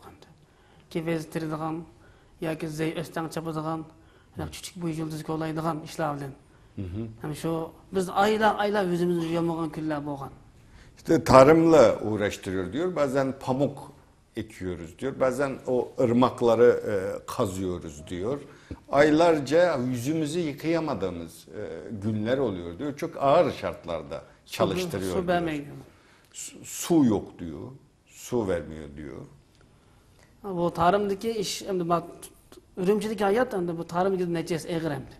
Bu Ürümçi'deki hapis hayatı o kamptaki nispeten iyi diyor. Ama Ürümçi'deki o hapis hayatı daha ağır diyor. Daha kötü diyor. Peki orada neler yaşıyordu? Yani Urumçi'deki Mesela- o hapis hayatında. Ürümçi'deki İşkence var mıydı? Sen kıynamtı. Ben 8 aygacha kunlik 2 saat tayoqni yedim hem de. 8 aygacha. Her kuni qalin kiyim chiqib olaman da hem de. Kiyimni qalin kiyib olaman, tayoq o'tmaydi. O'zi o'tmaydi ekan deb. Endi o 4-5 ayımni kecha kunduz qo'limizdan kishanlar ajramagan. Bütün cho'ng kichik tarixning hammasi ishdan chiqib ketgan. Putimiz yalangoyoq yerim metr qa yig'ib ketgan, 20-30 santa, 40 sant qa yig'ib ketgan. Biz aylab putimizni oyoq ko'ydimay, so'qqa to'g'izib qo'ygan. Putimiz shu kunduzlam shu atigini kechda bir to'nglab qolgan o'rnini mo'min tashlab berdi. Bir shuni yeymiz biz 4-5 ay qo'limizni yuvmagan. Hajatxonaga borsak, aytadigan qat'iy latib ya bir qog'oz bir narsa erishamagan, tirnoqli usib ketgan. Anda amal yo'q, o evretni qo'lda etmay bo'lmaydi. Cho'ng tartimiz qo'llarimizni shaplashig'liq, uni qurganda ulib qilamiz. Mo'min taraq tashlab bir yemeği desek açlık söylediğin gap. Qo'limizni qilib mo'minning teshini so'yib o'tib, o'ttirni yesek tırnak bir tırnak ağacı bermagan. Sakallı üsüp ketken, tırnak bermegen üsüp ketken, bu tırnağın içinde kır çoğun taret. Anda bu yemesek de olmaydı, anda bu teşini soyutup, oturursun pakizini yesek, apırıp pürep kalsa aşı soyup etken yani yediğen. Bizden 4-5 ay geçe benim işleriminin içinde çok küçük tartım, tazlanmayan küller bolgan. 8 ay diyor. Oradaki Futkolumuz zenciye bağlandı. hapise girdiğimiz o 8 ay çok zor diyor. O 8 ay içerisinde her gün 2 kere dövüyordu beni diyor. Dayak yiyordum diyor. Onun için onu bildiğim için kalın giyip çıkıyordum diyor. Bir de o Ürümçi Yani sopayla dövdüğü için hani üzerine tabii, sirayet etmesin diye daha kalın giyiniyor. elbise giyip çıkıyorum diyor. Bir de orada Ürümçi çok soğuk yani eksi 25-30 derece falan. Orada diyor karın üzerinde böyle çıplak ayakla uzun zaman karın üzerinde bekletiyor diyor.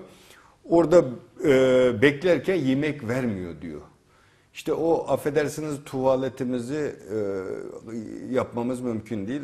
Tabii o ayakta böyle tuvaletinizi yapmak zorunda kalıyorsunuz diyor. İşte tırnağınızı kesme şeyiniz yok, yemek vermiyor diyor. Bir buharda pişmiş ekmek gibi küçük bir şey var. Onu atıyor bize veriyor diyor. Yemezseniz öleceksiniz diyor. Mecbur ayağımızda elimizde kişem var diyor yani demirle. Kelepçe.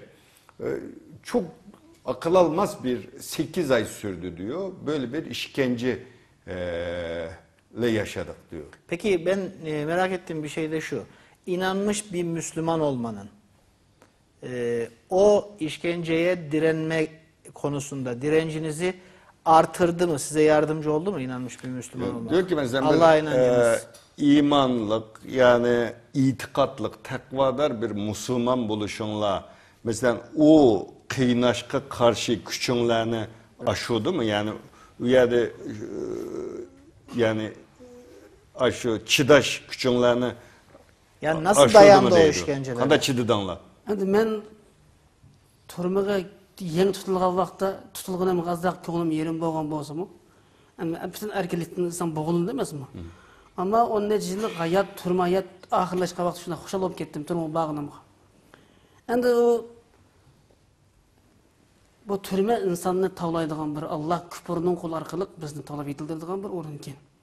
Mesela ben Peygamber sallallohu alayhi vasallamninki o bala vaqtida tanasini olib ketib, ta 40 yoshgacha bir yetim şu kadar japa mushaqqatda ütüp peygamberliktek bir büyük vazifeni Allah o kişiye yükleş için şu kadar bir müstehkem, bir büyük bir ruh yetildirdiğin bir gaybeden Allah bu kişinin şundaki atanasını arıgan okşaydı dep his kıldım. Hem türmede bu o 17 yıllık hayat Allah bana bergen katta bir nimet boldu.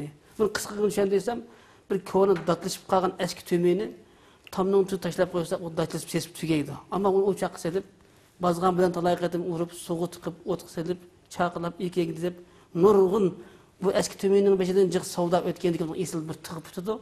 Her kanda yak çapsı ütüdügan. Demek bizden Allah Teala'dan yetildi de ben bunu bir nimet dep tanıyım inşallah. Ben ilk hapse girdiğim zaman üzülmüştüm diyor.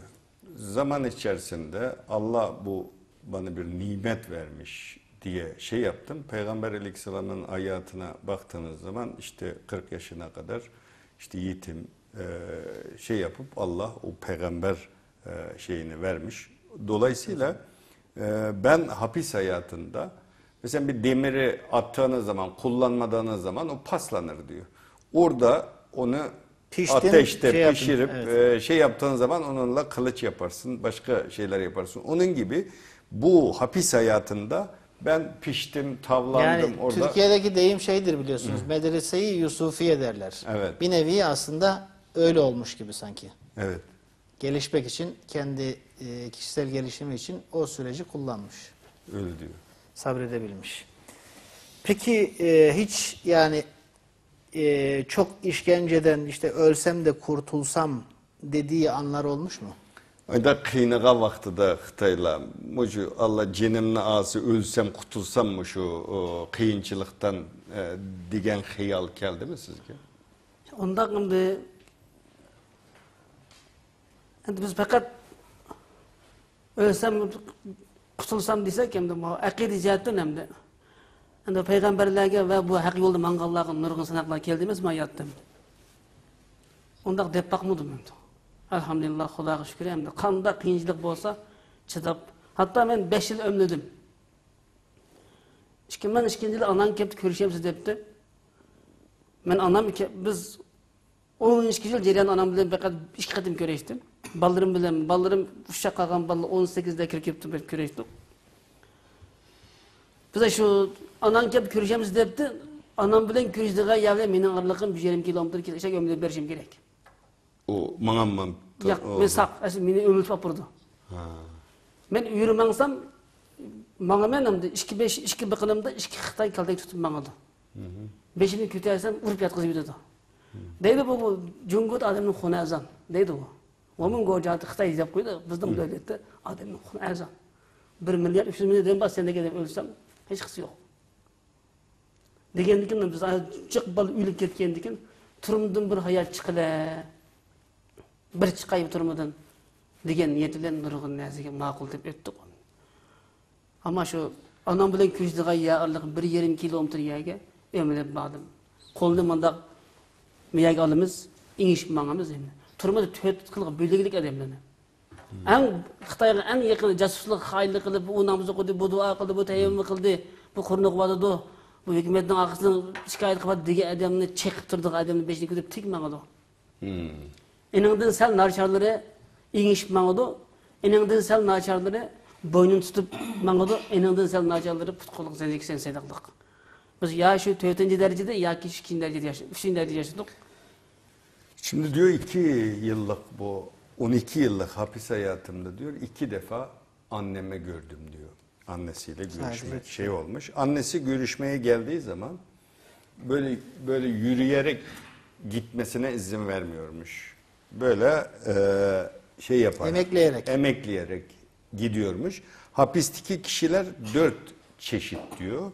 Biri bu Çin'le orada değişen, yani Çin rejimini kendisinin işte yanlış yaptığını kabul eden, Çin'e oradaki adamları spiyon eden, bu tip insanlara işbirlikçiler yürüyerek böyle gidiyormuş. Ama biraz işbirliği yapan ama tam yapmayan bu tip daha biraz insanlar şeyi var, mesafesi evet, var. bunlar biraz eğilerek gidiyormuş. Ama hiç o Çin'in sözünü dinlemeyen, kendi iradesinde sıkı Devam eden, ederler. Böyle emekleyerek ama hiç dinlemeyen, yani hiç değişmeyen öylelerin elinde ayağında prangayla dolaşıyor. Bu 4 çeşit diyor. Ben hiçbir zaman orada ölseydim, kurtulsam diye böyle bir düşünce kafama gelmedi. Hayat çıkacağım buradan, mücadeleme devam edeceğim diye böyle düşündüm. Hep böyle düşündüm diyor. Peki. Teşekkür ediyoruz kendisine. Yusuf Bey ile devam edelim isterseniz. Siz hapishanedeyken neler yaşadınız? İşkence gördünüz mü? Siz turmadaki hayatınızını kıskıça sözlep versiniz ya da ten cezası uçurdunuz mu? Ben turmaga 98 yılının ahırlarda kirdim. Bir yerde kıygan etken gepini soraydı. Onundan hiç bizni ekirişten ilgiri hiç qanday paketga ega emas. Bizni ekirgandan keyin shu tayoq to'qmoq ostida iqro qildirdi. U bilmagan, ko'rmagan narsani bizning oldimizga tashlab, shuni qildim, etdim deb bizni tayoq to'qmoqlar bilan iqro qildirishga majburlaydi. Evet, ben 1998 yılının sonunda hapse atıldım diyor. Şimdi Çin'in elinde bizi tutuklarken hiçbir belge yok diyor. Yani bizi tutuklamayla ilgili suçlayabilecek bir ispat, bir şeyi yok diyor. Delili yok diyor. Ama biz içeriye aldıktan sonra yok şeyleri ortaya atarak, söyleyerek bunu yaptığını kabul edeceksin diye. İtiraf edeceksin diye baskı yapar diyor. Bu yerdagi so'roq jarayonlarini tasavvur qilgani bo'lmaydi.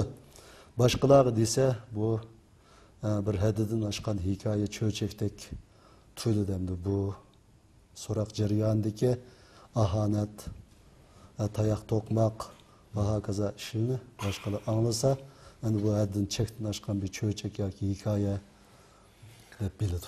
Diyor ki bu hapiste çektiklerimizi burada Çin'in yaptıklarını anlattığımız zaman dışarıdaki insanlar bu şey uyduruyor. Bu işte masal, bunlar hikaye anlatıyor diyebilir diyor. Zaten öyle duyarsızlar, evet, doğru söylüyor. Endi bu so'roqni ba'zida 1 oy, ba'zida 2 oy, ba'zida 5-6 oygachilik udi qiladi. Eng dastlabda kam bo'lgan chog'da 7-8 kun atrofida so'roqxonadan etchimay, uxlatmay so'roq qiladi. İşte 5-6 aya kadar bu tip sorgulama devam eder diyor. Sabahtan akşama kadar uyutmazlar. Bu ahvol shundoq. Endi bu so'roq tugab, buningga chiqarilgan hukm kelgishlik kutib yotadigan gap endi u yerda. Kutib yetish jarayonida biz tuzum ostida hep barımız u yerdagi kutib yetish jarayonida. Bu yerda biz ne namoz o'qiydigan, ne bir oyatni og'zimizga ilib o'qiydigan ishni qilolmaymiz. Şimdi bu sorgu bittikten sonra işte işkencelerle bu ifademiz alındıktan sonra biz mahkeme yani şey bekleriz diyor, sonuç bekleriz. Bu beklerken bu süre içerisinde ne namaz kılabiliyoruz, ne işte ibadetimizi yapabiliyoruz, ne kitapları okuyabiliyoruz. Hiçbir şey yapamıyoruz diyor. Biz adiganda qo'pqan chog'imizda shu bizni so'lagan turmada kam bo'lgan chog'da 8 bo'lmasa 15 kishilik adam birga yetib qo'yibmiz. Uning birisimiz burun qo'pab harakat qilolmaymiz. Küçük bir koğuşta 8'den 15'e kadar civarda adam kalıyoruz diyor. Agar biz baldo qo'pab qoladigan bo'lib qolsak, nimishqa baldo qo'psan deb darhol kamera arkalı gördü yoki uyning ustida menip turgan saqchilar ko'rdi. Chirib senden balda o'qib sen deb tayoq tokmoqqa duchor bo'lamiz. İşte bu 8-15 kişi aynı odadayız. Kimse erken kalkamaz diyor. Erken kalktığı zaman kamerayla onu bakıyor. Niye erken kalkıyorsun sen diye dayak atar diyor. Şu esnada agar bizdinki bir namoz ishorat bilan o'qiganligimiz ma'lum bo'lib qolsa, namoz o'qiganligimiz uchun tuyan bo'lgan chog'da putimizga 5 kiloluk deymiz, eng tuvani 5 kiloluk haliqi ishkalninki. Onu aslında qarang'i uyga, yalnız bir uyga. Diyor eğer burada bir imala namaz kıldığımızı fark ederse ayağımıza 5 kilogramlı bir pranga var diyor. Ayağımıza onu vururlar. Karanlık koğuşa, küçük koğuşa atar diyor. Tekrar bo'lib qolsa buningki jazosi, bunun Yani hücre cezası veriyorlar. bunun tayoq tokmoqi texim ağır oldu. Eğer bu ikinci defa yine aynı şeyi tekrarlarsak bunun cezası daha ağır diyor.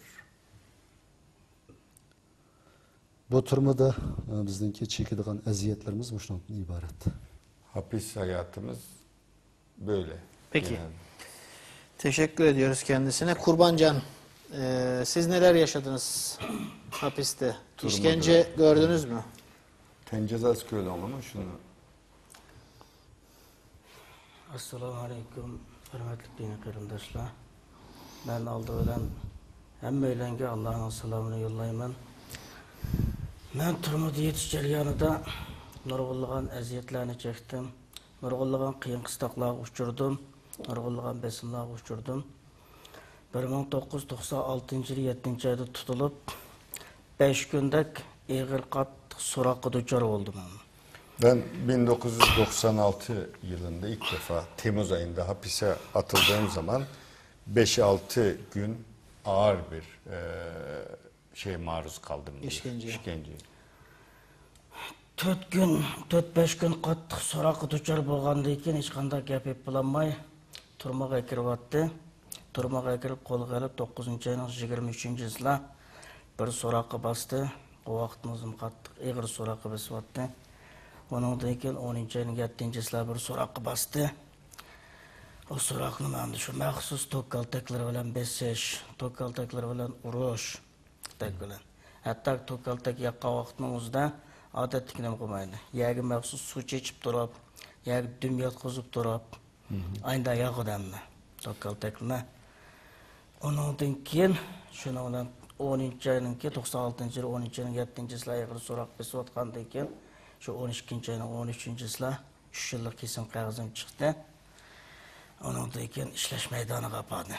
Evet, 3 defa ağır işkence gördüm diyor. Böyle Temmuz ayında 5-6 gün sorguya çekilmiş. İkinci defa da işte bu 23 Eylül'de yine ağır bir işkence. İşkence genellikle bu yerin üzerine suyu döktükten sonra elektrik verme suratıyla böyle bir... Yani yeri ıslatıp oradaki insana elektrik veriyorlar. Evet, böyle bir işkenceye maruz kaldım diyor. Sonra işte 3 Aralık'ta ceza yani mahkum oldum diyor. Yani ceza ya bu daha tutuklandığı dönem. Yani evet. Mahkum olup hapishaneye gitmeden önceki durum. Evet. Evet. 96 yil 12-oyning 13-yilda qo'limga hukm qog'ozi berib 14-yilda apurvatda ishlash maydoniga. İşleş maydonida maxsus xumdonda hisobida ishlaymiz endi. O kampa vardıktan sonra o da tuğla fabrikasında çalıştırılmış kendisi. Her bir odamning o'ziga lankim ishlash maydonida shu xumdondan kelib hisobida ishlaganda arov so'raymiz, arovga biz xumdonga kelish, chiqarish. Onun o'zini her bir odamning o'ziga 30 arovdan vazifa var. Diyor, o tuğla fabrikasından kendisi arabayla tuğla çekiyormuş. Her gün 30 araba tuğla çekme görevi. İşte 30 araba çekmesi gerekiyormuş. Dastlabda bag'alning o'ziga 30 aravadan, andan keyin tadrijiy 5 oy o'tgandan keyin 60 aravadan vazifa qo'ydi. Shu 60 arava vazifani to'liqlash jarayonida meniki o'z ko'zim bilan ko'rganimda ikkovlarning o'zini naq maydonning o'zida urib o'ltiryapti, o'lgan ailesiga qaytarib berdi. Benim orada gördüğüm diyor, ilk girdiğimizde 30 araba çekmek zorundayız. Daha sonra 2-3 ay geçtikten sonra bunu 60 arabaya çıkarıyor diyor.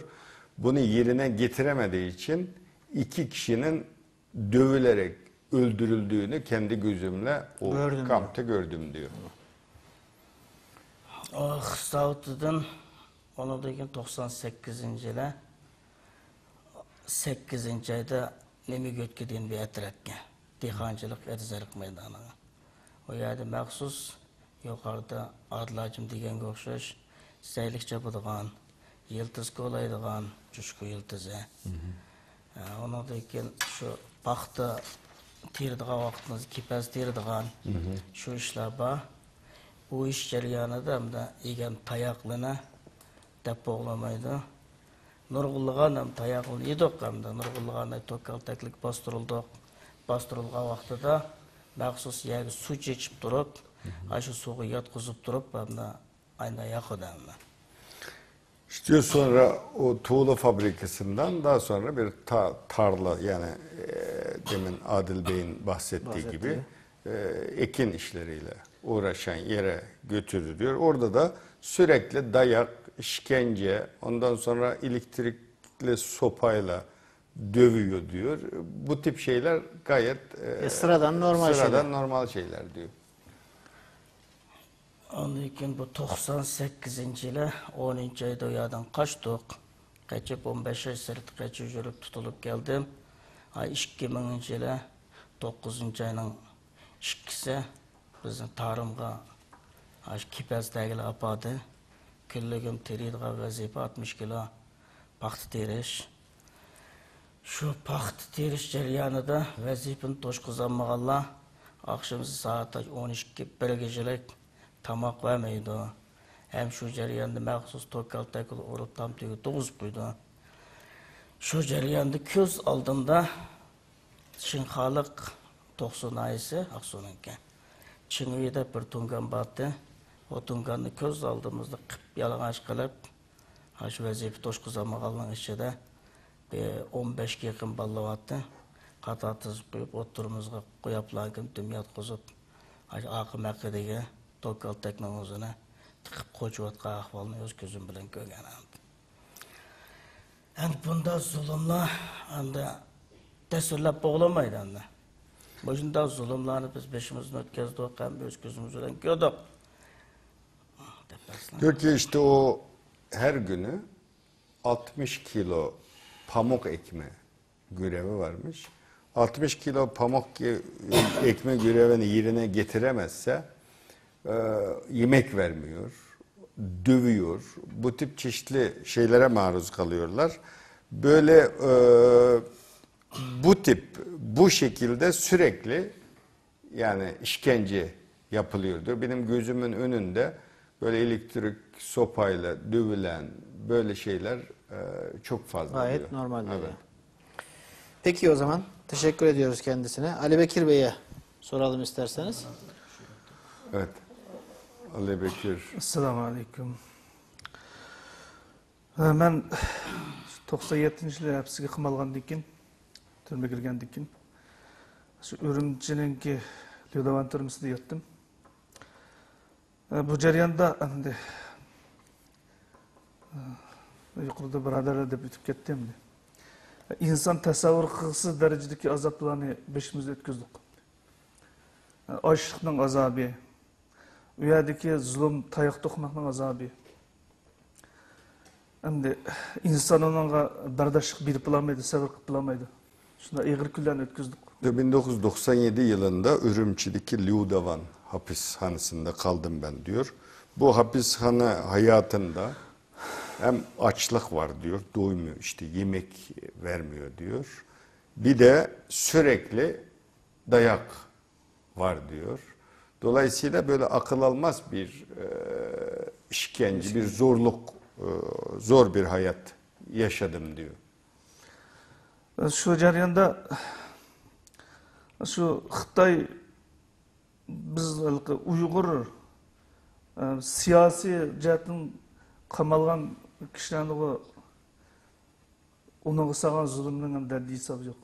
Uni kunda urdi, namoz oshkora ochiq namoz qilmaydi. Hattoki shuna bir Sizlar şu siyasi cinayet çıktınız. siyasi deb qabul o'zimda shu namoz o'qigan asosiy diniy o'qish o'qiganlarning hamsi siyasi deb ataldi.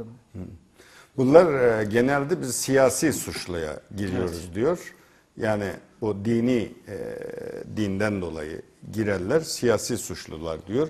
Bunların şartları çok ağır diyor. Yani bizi diğer suçlulardan daha Ağır ağır şartlarda, şartlarda tutuyor diyor. tutuyorlar. Evet.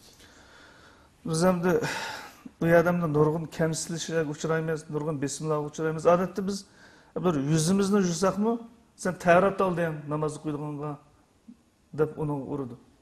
Örneğin diyor mesela biz insan yüzünü yıkar diyor. Ben yüzümüzü yıkadığımız zaman sen namaz kılmak için mi abdest mi aldın diye döver diyor. Biz bir yerda bir jim shuk bir nuqtaga tikilib qarab o'tirib qolsakmi, sen namoz o'qiyotsan, namoz qilyapsan deb unaga Sen tayoq bir yere böyle bir yere böyle dikkatle bakıp böyle durduğumuz zaman da Namaz mı sen namaz kılıyorsun? mı kılıyorsun diye döver diyor. Shu jarayonda turma saqchilarininki nurg'un shundoq namoz o'qigan, oshkora o'qigan saqchilar bilan oshkora qarashishgan birodarlarimizni put qo'llariga kishansib, shu bir rizanga kaltaklabamdi, jingbang deb ataydi u yerda, bilakdek to'mliqda. Yotqizib qo'yib, uribmish so'ngashlarni shu titnikatan qilayotganligini o'z ko'z bilan ko'rdik. Diyor bu şimdi namaz kılanları sen gerçekten namaz kılanını gördüğü zaman diyor bir lastikten bir sopa var diyor. Job diyoruz. O ya, lastik sopayla o copla vurarak böyle vücudunu parçaladığını ben kendi gözümle gördüm orada. evet. Acımasızca dövülüyor. yani. Acımasızca dövüyor diyor. Biz hamda men shu Urumchida 3 yil yetish jarayonida nurg'un 30dan ko'p shu siyosiy jihatdan xatolashdi deb sulangan qarindoshlarimizniki etilib ketdim deb aytyapti. Ben Ürümçi'de 3 sene hapiste kaldım diyor. Bu süre içerisinde 30 civarında arkadaşımız idam edildi diyor. Undan başqa jinoyatlardan kirgan mayli Xitoy bo'lsin, mayli Qozoq bo'lsin, Uyg'ur bo'lsin, o'limga hukm qilingan, o'lim ashta aytayotganlar bek nurg'un chiqamdi uniki.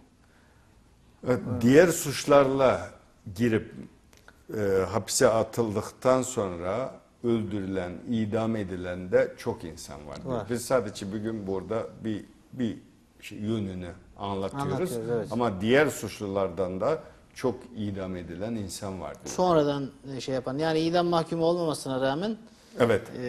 hapishanedeki hayatı dolayısıyla idam Tabii. edilenler var. Evet.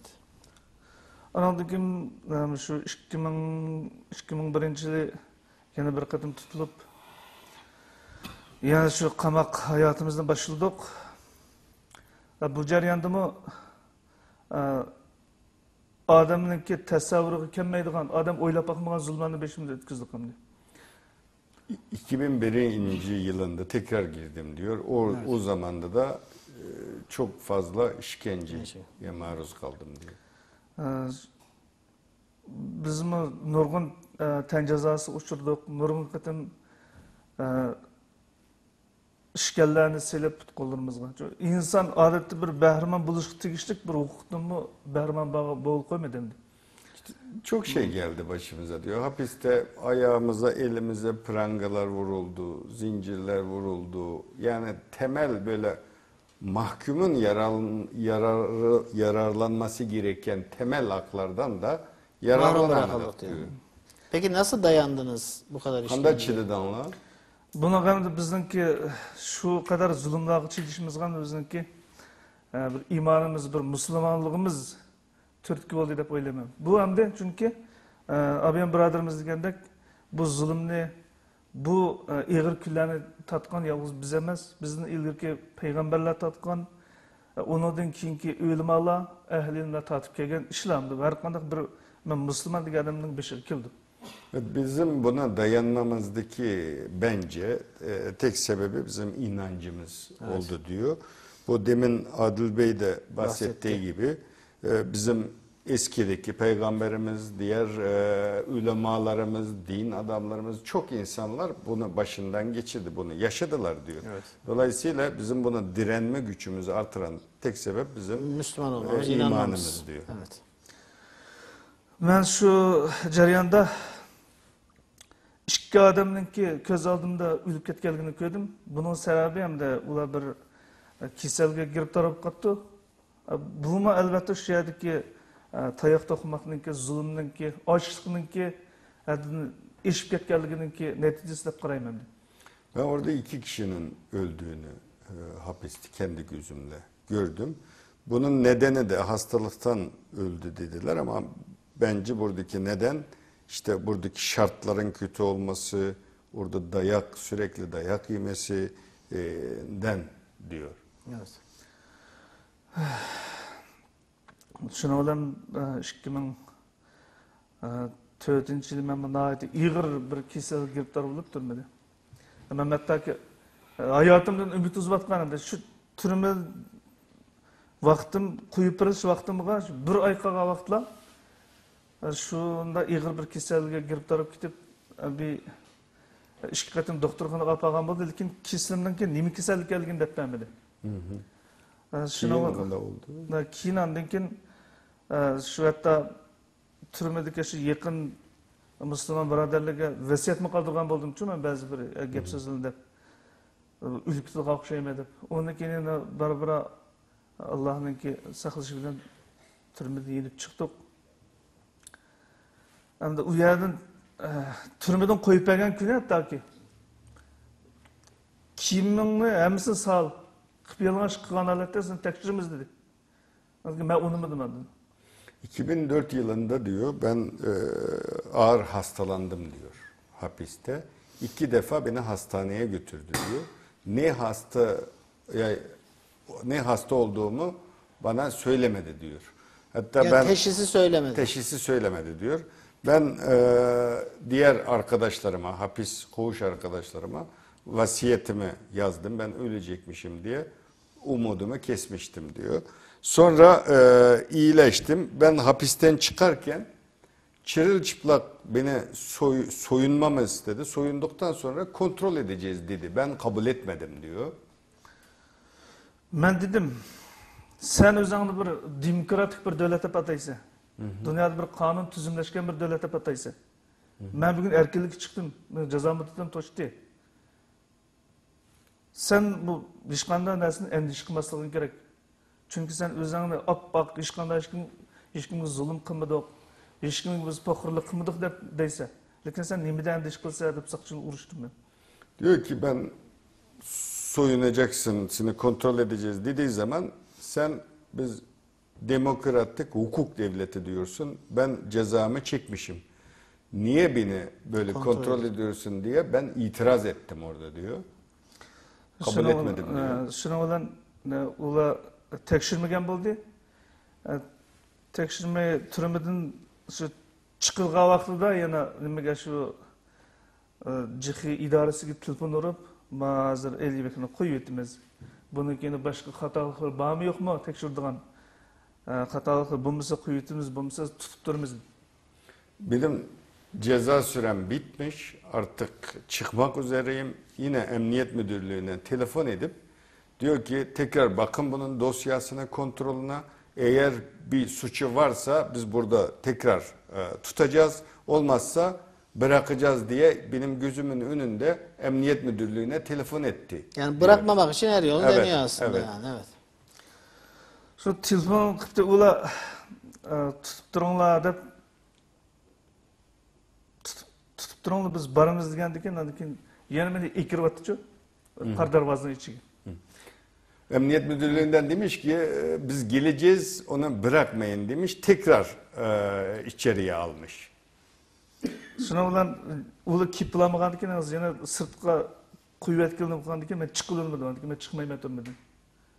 Qarasang ular shu tekshirib olgandan keyin ish yo'q deganga qo'yib aytmamsa chiqib ketmayman desam chiqib tursan dedi. Andan keyin endi Xitoyning turmalarida siz balkim bilmaysiz, televizor oldidagi nurg'un qarindoshlar buni bilmaydi, xabarsiz. Xitoyda turmaning qor darvozasidan chiqqan vaqtida bir doklad deb to'laydigan bir ish bor. Kirgan chiqqan vaqtida. Men ikkinchi qatim qor darvozasidan chiqqan bo'lgandan keyin gunohsiz kirib chiqqandan keyin u yerga men doklad deganimda digilim men mushtar chiqmayman. Bir qadim deb Bir qatim deb bo'ldim men endi. Men uni demayman. Sen demasang olmaydi dedi. Ona o'zim chiqmayman O so'lga. nim degan gap, o dokulat nima shunday? Shu turning darvozasining ustida bir saqchi bor, qurolli saqchi askar. Shunaqa biz bogo deb to'laymiz endi. Xitoycha. Xitoycha. U ruxsat qilsa chiqamiz, ruxsat qilmasa chiqmaymiz. U bir qoida Xitoy turmalardagi. Shuni olardikin men digilmasam mendikin amalsiz uni chiqdi. İkinci defa emniyetten gelmiş, bunu polis gardiyanlar demiş ki çık buradan demiş.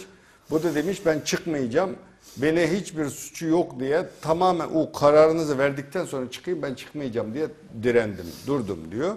Şimdi ben de ilk defa duydum, diyor ki o Çin'in hapishanelerinde diyor, çıkarken orada bir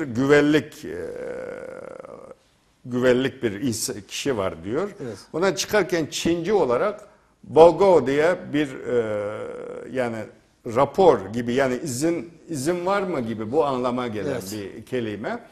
Bunu söylüyoruz diyor. Ondan sonra çıkıyoruz diyor. Bu Ali Bey bir kere demiş o lafı. O birinci defa çıktığı zaman. Tekrar emniyetten telefon geldi, içeriye aldı ya. Ondan sonra demiş ki ben bir defa dedim demem diye. Sonra direnmiş, durmuş. Sonra ki demeye çıktı ama Demeye çıktım ben. sonra ona söylemeden, izin var mı diye o Çinci o kelimeyi söylemeden çıktım diyor. Türmeden çıktık. Hem de türmedeki hayat hem de şu yukarıdan devletip ketken o şu biz tatkan zulümden türmedeki içindeki kişiler tatkan zulümdeki bir en akalli bir kısmı belki bu. Biz onu bir yerde vakit kısa olan için tepsiz yürütüp bir işe aciz kep kaldık. Şu kadar iğrendi işler. Orada diyor tabi zaman münasebetiyle biz detaya inemedik ama orada gerçekten akıl almaz bir zor şartlarda yaşıyoruz diyor. Daha yakında bir haber çıktı, işte 85 yaşında bir kişi Allah hapiste, yani ömür boyu yapmış, hastalanmış, adam ölmek üzere hala bırakmıyor. Adam 85 yaşında. Yani Çin'deki hapishanenin şartları korkunç. Yani işte anlatmakla anlatılabilecek bir şey değil yani, yaşamak lazım.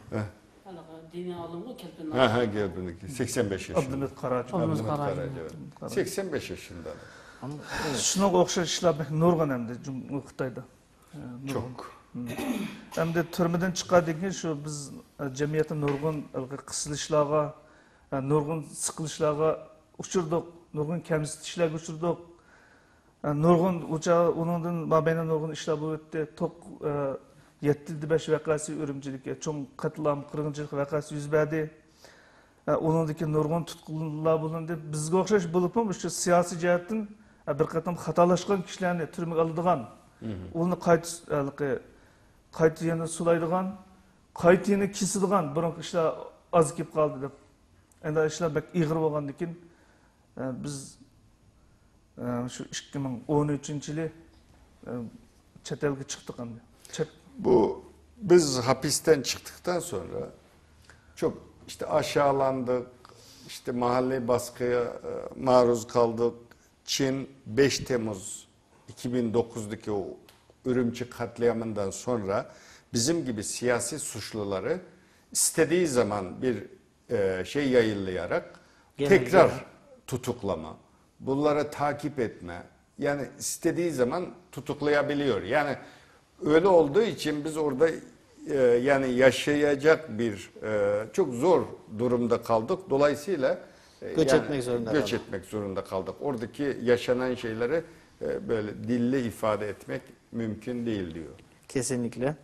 Geçmiş olsun diyelim şimdiden hepsine de, inşallah bundan sonra da hiçbir kardeşimiz o tarz işkencelerden geçmez diye ümit edelim ama bu pek mümkün görünmüyor. Çin devletinin yaklaşımı sebebiyle. Peki şimdi tam bu geldiğimiz noktada şuraya ilerleyelim isterseniz.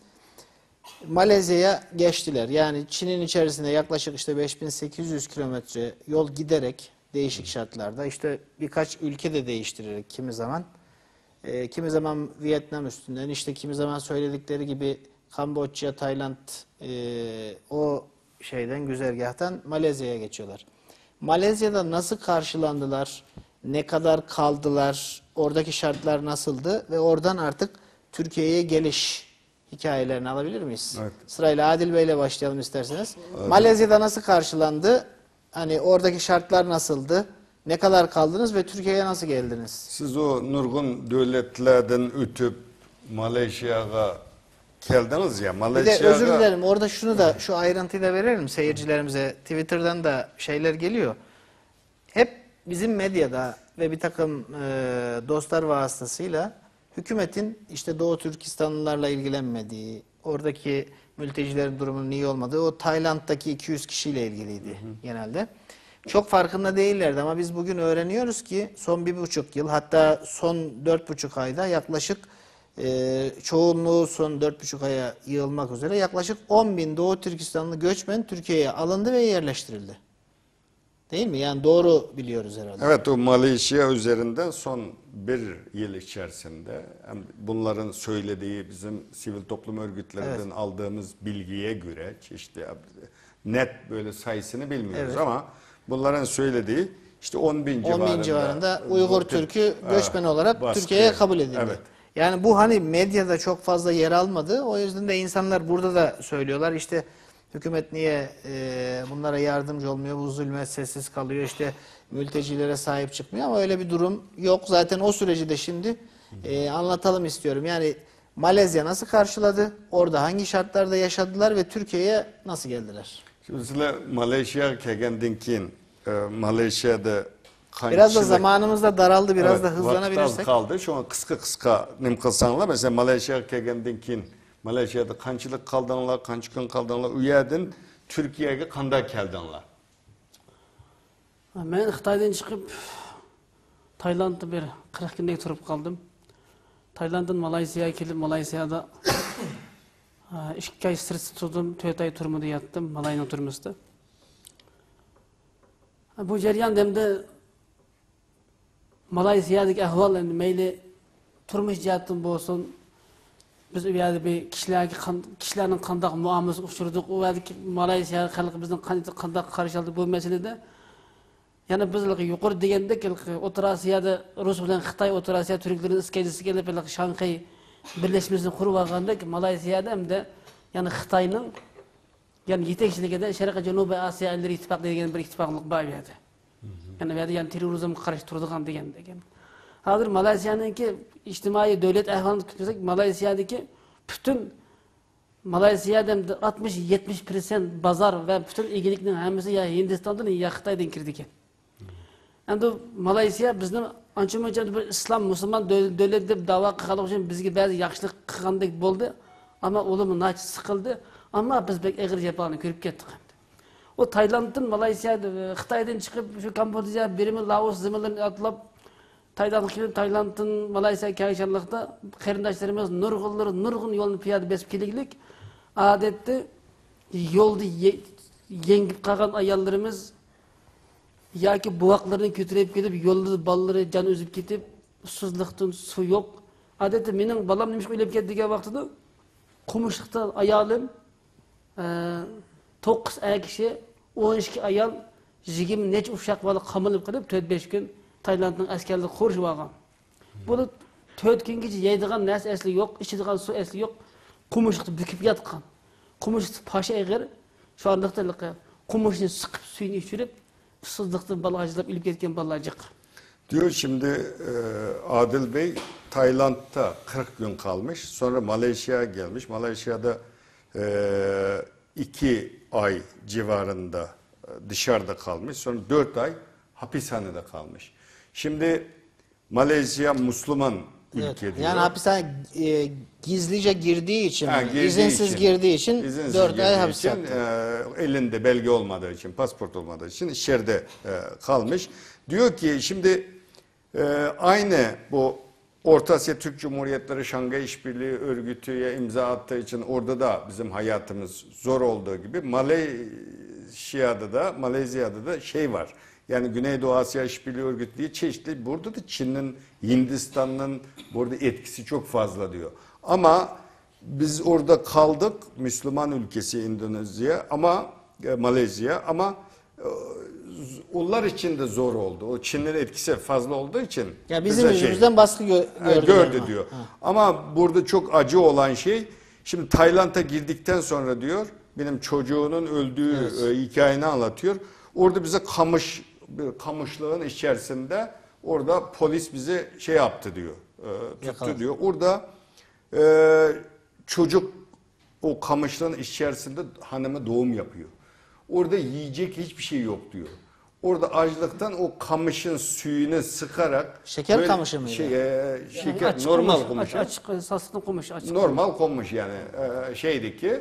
Onun suyunu sıkarak ayakta kalmaya çalıştık diyor. Onu içerek orada hayatımızı sürdürdük. Orada bir çocuğumuz vefat etti, öldü. Bu çok zor şartlar. Yani yürüyerek birkaç ülkeye geçiyor.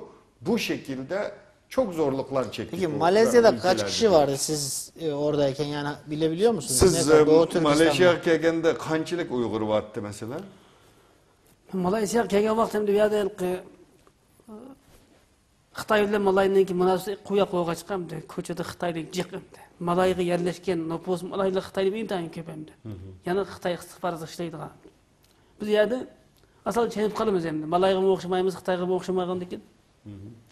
Endi qarindoshlarimiz shu ish bosh qo'ygan qarindoshlarning ma'lum qilishicha shu vaqtda endi yuqorisi 40 dan 50 dan tövini 15-20 dan bo'lib 300 dan jiq edi odam bor deb bir xabar anglagan. Şu çağda biz tahminen 7-8 ming etrafında adam var ekan deb tahmin hisoblagan.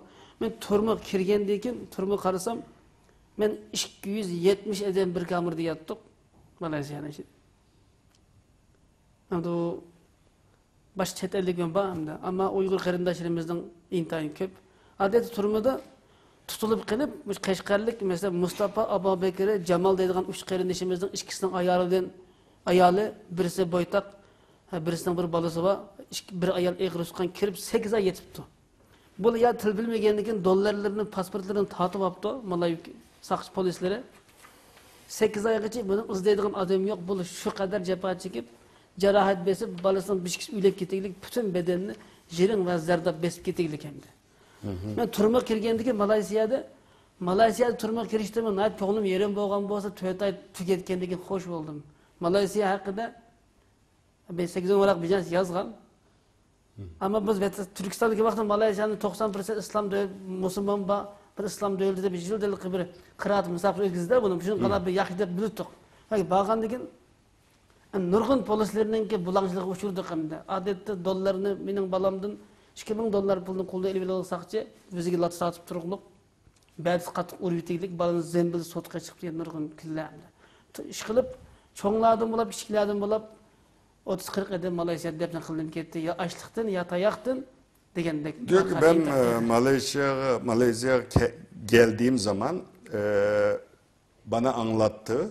300 civarında 300 aile Uygur, her ailede, her dairede 15 kişiden 300 civarında aile olduğunu söyledi bana diyor orada eskiden beri kalan arkadaşlar. Sonra ben bir hapishaneye beni koydular. Orada 250 civarında Uygur Türk'ü vardı diyor. Şimdi orada işte benim bir 3 tane arkadaşım, o 3 tane Uygur varmış diyor orada. Mustafa, Ebubekir, Cemal diye 3 arkadaş. Bunların işte pasportlarına, bütün dokümanlarına, paralarına el koymuş. Sonra dil bilmiyor diyor orada. Biz tabii eskiden hep böyle Müslüman ülkelerin Kur'an okuma yarışmaları olurdu. Malezya'nı çok iyi bilirdik. Yani halkı Müslüman bize yardım edecek diye geldik ama oradaki güvenlik işte polisler şeyler İşte çok haksızlıklara uğradık. İşte paramıza el konuldu. İşte bizim orada bizim tipimiz ne Çilli'ye benziyor ne Malaylara benziyor. Böyle olunca biz de orada çok zor güller yaşadık diyor. Peki nasıl Türkiye'ye Kandak geldi? geldi anla Türkiye'ye keliş. Nime ola? Hem Türkiye'ye geliştik sebep Yani Hem de- qaysi yol bilan u yerda mesela kimga iltimos qildi ola qanday keldi ola? yani bunun da bu gaplarni demisek yaxshi deb qarayman men endi.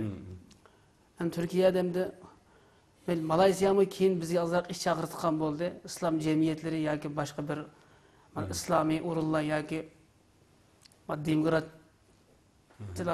tava kishilar hamda Türkiye'ye mi geçti? Türkiye azroq hamda eshikni kichikkina Açtı. ochgan bo'ldi deb keldik hamda. Buni tafsili deb kelsak bence de yaxshi bo'lmasmi deyman. Kısaca şöyle diyeyim diyor. Malezya'daki bazı Müslüman sivil toplum örgütleri, Malezya hükümeti bize biraz acıdı diyor. Yani biz Müslüman Uygurların oradaki durumuna biraz acıdı. Türkiye Cumhuriyeti Devleti de biraz kapısını açtı.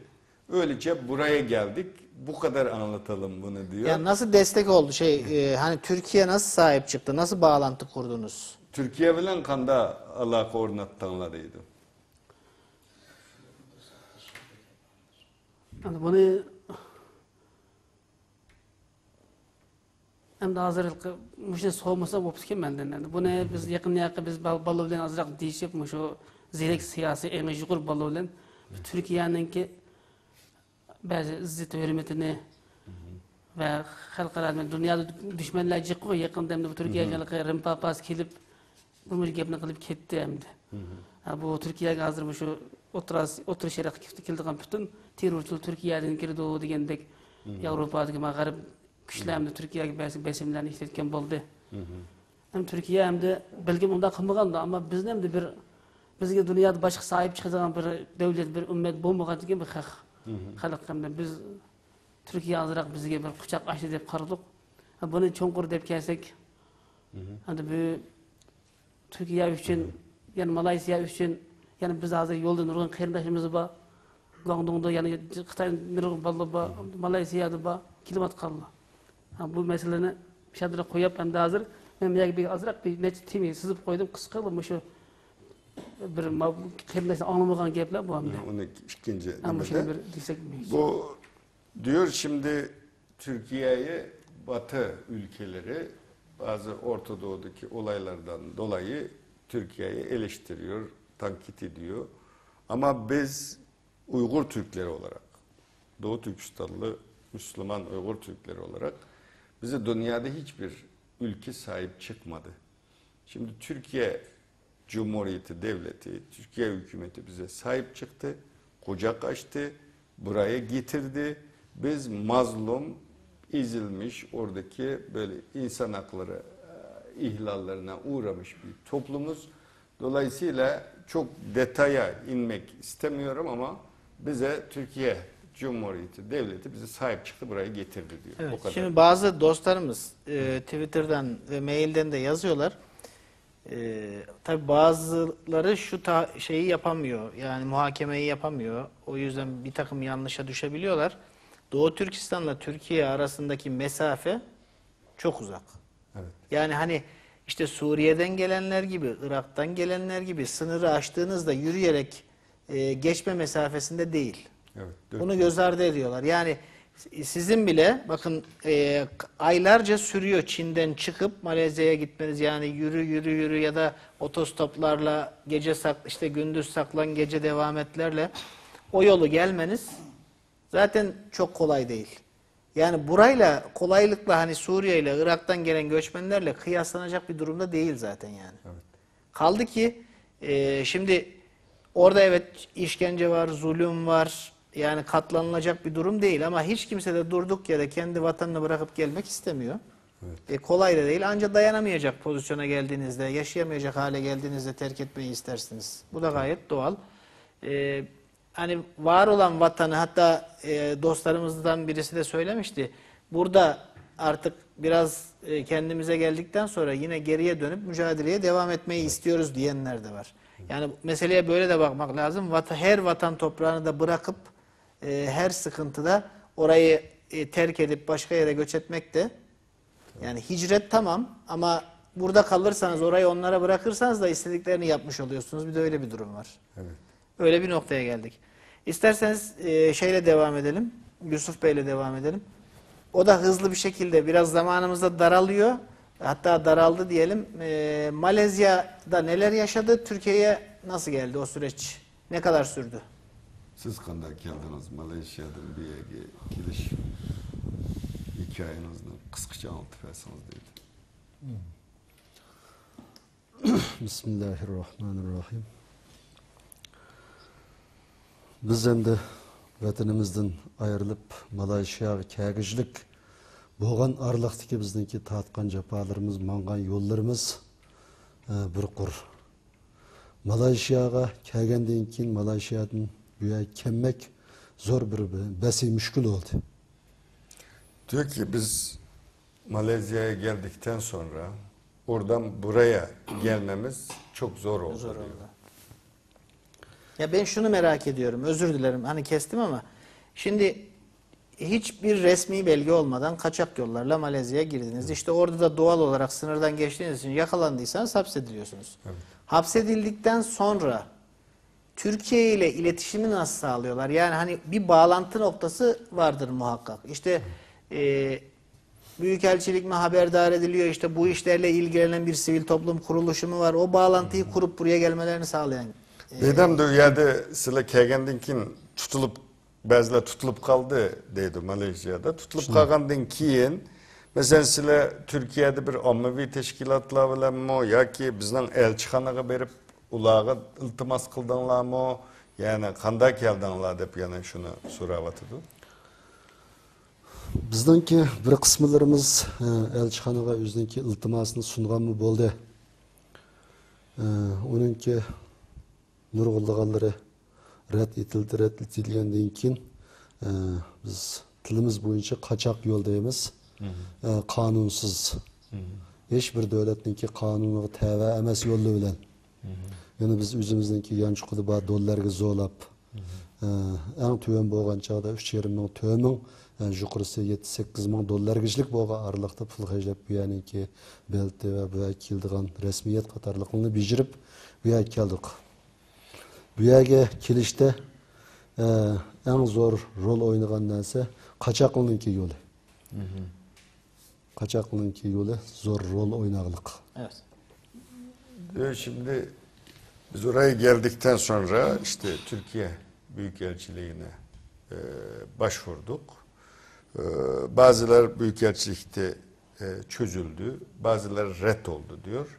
Red olanlar bazı diğer yollarla yani çeşitli işte kaçak yollarıyla, çeşitli Yani yollarla. kaçak yollarla gelenleri doğal olarak belgeleri olmadığı için kabul edemedi. Evet, bu şekilde buraya böyle geldik diyor. Yani Kendisi belgesi var mıydı? Siz belgeyle mi girdiniz? Pasaportunuz var mıydı? pasportonla bağlanıktı. Yok bu pasport, biz aeroportga tushgandan keyin aeroportda ep qilib bizning qo'limizga bir belgi qog'oz chiqarib bergan va chirishimizga. Bizningki bu aeroportga tushib bu yerga chiqib yashmoqimizmi biroz basi mushkul, chunki biz normalni bir yo'l bilan kelmagan bo'lganligimiz uchun bu hukumat bizga unda bir g'ayr normal qarab bizni tekshirib degandek işlerden bir yer çıkarıldık. Şimdi bunlar havalanına geldikten sonra elinde hiçbir şey yok, dokümantı yok. Oradan şey yaptıktan sonra hükümet, buradaki Türkiye güvenlik güçleri bunları elindeki mevcut belgelere dayanarak burada bir eline kağıt vermiş valilikten. O kağıtla Türkiye'ye giriş yaptık havaalanından diyor. O bir yıl mı olmuştu siz geleli? Bir yıl 10 ay oldu. Siz daha yenisiniz. Peki o zaman Kurbancan'la devam edelim. Siz de Malezya'daydınız. Malezya nasıl geçti? Türkiye'ye nasıl geldiniz? Assalamu alaikum, hürmetli kardeşler. Ben aldı bilen Allah'ın selamını Televizor ekranı aldı tutulayotgan barliq qarindoshlarga yo'llash bilan o'zimni Malayziya qanday kelganligim haqida qisqacha tanishtirib o'tmoqchi. Men 2013-yili 3-oyning 27-yili Xitoyning chegarasidan Vyetnam tarafga o'taman deb mangdim. Maqsam 27-yili atdigan saharlikda ayolim tug'di. Chegarning bo'yida. Vyetnamda. Yo'q, Xitoyning chegarasida. Xitoyning chegarasi tug'ilib qoldi.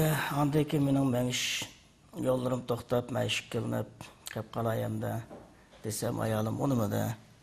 Siz ketavering. Siz oldingiz qarab maqmisiz, yana bu yerdan aqimiz qaytsaq, sizni baribir Xitoylar bosh qo'yib o'tmaydi. Sizni tutadi. Tutgandan keyin bu qatamni kesib ketsangiz ish bo'lmadi degan 8-10 yildan kam kesilmaysiz. Shuni siz oldingiz qarab mangavering, meni Alloh saqlaydi dedi. Shuni bilan ayolimni arkadaşlarımga havola qilib, arkadaşlarımning ayollari, xonimlari xabar oldi. Men aldım qarab mangaverdim. 27-yil kechilikda Vyetnam chegarasiga o'tdim. Vyetnam chegarasiga o'tib, kechilikda bir aloqa sal uzilib qolish munosabati bilan Vyetnamning o'zida ozroq bulanchilik uchrab ketdik. Bu yerda yanimdan $10,000 pulning o'zini bulanchilik tatib berib oldi. Xitoy pulini ozroq, qolgan ozroq pul va pulni ko'midi, boshqa yo'lni aqtirib $10,000 pulni elib oldi yanchug'imdan. Hocam kısa gidebilirsek Şimdi, cümleler evet. uzayınca toparlamak zorundayız. 27 Mart 2013'te işte Çin'den kaçmak için Vietnam hududuna gelmiş. O hudutta da hanımı doğum yapmış. Sonra bu vazgeçmek istemiş. Demiş ki Bu halde hanımım gidilmez. doğum yaptı, bu halde gidemem. Hanımı değil demiş ki eğer sen geri dönürsen yine tutuklanacaksın. Onun için ben burada kalayım çocuklarla, arkadaşının hanımlarıyla beraber sen yola devam et demiş. Vietnam'a girmiş. Vietnam'a girdikten sonra oradaki Vietnamlı insanlar cebinde o dışarıya kaçmak için yanındaki $10,000 parayı orada almışlar, el koymuşlar. Bir miktar para diğer cebinde kalmış ama $10,000'ını da orada almış. Şeyler mi? Askerler mi yoksa halk mı? O Hani hırsız elvagan falan mı? asker mitti ya da Askar qiyofatiga kirib oldim. Askar qiyofati kiyib olgan bir xil kiyim-kechakni kiyib lankim manga yo'lda lankim tutdi. asker kıyafeti giymiş hırsızlar diyor. Yani asker kıyafetiyle şey yapıyor diyor. Evet. Evet. O'zini yer kaltaklar bilan qattiq uryapti. Qo'llarimiz shunda ishib yo'qib ketdi. Shuni bilan qochoqning o'zi yalvog'an bo'ldi. Andiga qo'yib qo'ygan bo'ldi. Shuni bilan yo'limizni davom etdik. Yo'limizni davom etish jarayonida nurg'unlagan jafo mushaqqat qiyinchiliklarni tatib hamda shu ko'pincha yo'llarimizdan shu kechiliklarda uxlamay piyoda mangdik hamma. Vietnam'dan ne geldin? Vietnamdan shu Vietnamning poytaxti Hanoyga chiqdik. Hanoyga chiqib bu yerdan mashinada mangdik. Mashinada mangib chegarning bu yoqqa keldik. Kambodjaning chegara bu yoqqa. Bu yerga kelganimiz bog'lantimiz orqali bu yerga oldimiz qochoq chiqdi. Qochoq chiqib, bu qochoqningki yo'l ko'rsatish bilan atisigandan keyin shu kechdan aytib bo'g'icha Kambodjaga chiqdik. Kambodjadan yarim kechada bordik. Bu yerda yarim kun turdik. Bu yerdan shu kechilikda nimaga bordi? Taylanddan chegara bu yoqqa. Bu yerdan keyin shu kechilikni o'tkazdi. Shu bo'yicha 7-kuni Malayziyaga uchib bo'ldim. Bunlar şimdi işte Vietnam'a giriyor. Vietnam'ın başkentine Hanoi'ya gidiyorlar.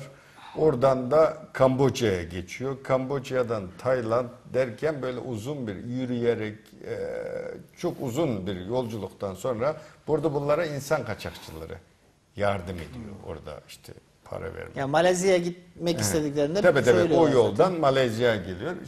Silemde Malezya'ya kelgende ki Türkiye'ye qanday keldi anlasılar? Malayziyaga keldi. Malayziyaga kelgandan o'zi qochoqning o'zi shu $2,5 tortib $3,000-4,000 Turkiyaga yo'l o'tibdi ekan. Bu yer bir 2 ay turup kaldım. 2 ay turup 6. ayınki 27-sila keşninki Malaysiyadan Türkiye'ye uçulgan beletini hem işini şu doğrulap verdi kaçakla. Şunun olan andaki Türkiye'ye geldim. Türkiye'ye bir akşam konup kaldım. Nemede? İstanbul'da. İstanbul konup kalıp ertesi çıkır vakti. 2-3 gün durup. Evet. Şuna olan geldim. İşte Malezya'dan İstanbul'a gelmiş. Daha çok işte kaçak yollarla, işte para vermek suretiyle ben o şekilde geldim diyor. Ha, Malezya'da hiç konaklamadan şeye Ha, gelmiş. kalmış, kısa kalmış. Ondan sonra oradan da uçakla Türkiye'ye. İstanbul'a gelmiş. İstanbul Havaalanı'nda bir gece kalmış. Sonra o kağıdı vermek suretiyle serbest bırakılmış. Yani, Türkiye'ye girmiş. yani o zaman bu durumda şimdi havaalanına geldiğinde bir gecede hemen içeriye girmesine izin veriliyor değil mi o zaman? Bu bir çok kişi de kirdanlaşında ama nimeden? Ettiginse, Aeroporttan. aeroporttan girdim ettiginse, geç o ağacındaki tekşürüp, cedvel işlep, andaki bir akşam kondadı. Hani ertesi gecelikte çıkırıvattı. İşte o bir gün orada işte formlar doldurulmuş, işte bir takım bilgiler alınmış. Sonra ertesi gün de içeriye almışlar. içeriye giriş. Bir gün içerisinde. Peki ailesi daha sonra mı gelmişti şimdi? O Ailesiyle birlikte- ballarınız keyin geldi Ya, mi? ballarımı keyin saldım, hazır keyin selip Malasya'da 1 yıl durup kaldı ballarım. 1 yıl durup kalıp da bir 3 aydan azırak kaçtı. 3 ayda oldu geldi. Bu geldikten sonra çocukları 1 seneye kadar Malezya'da kalmış. Sonra da 3 ay önce gelmiş çocukları. Ha, yeni. Yeni gelmiş. O zaman şeylerle beraber geldi. Öyle mi? Ali Bekir Beylerle beraber mi geldi? Birge geldi anlaşıldı ama Balıçakılları bilen. Acımlı Balıçakılları. Bundan biraz sonra gelmiş.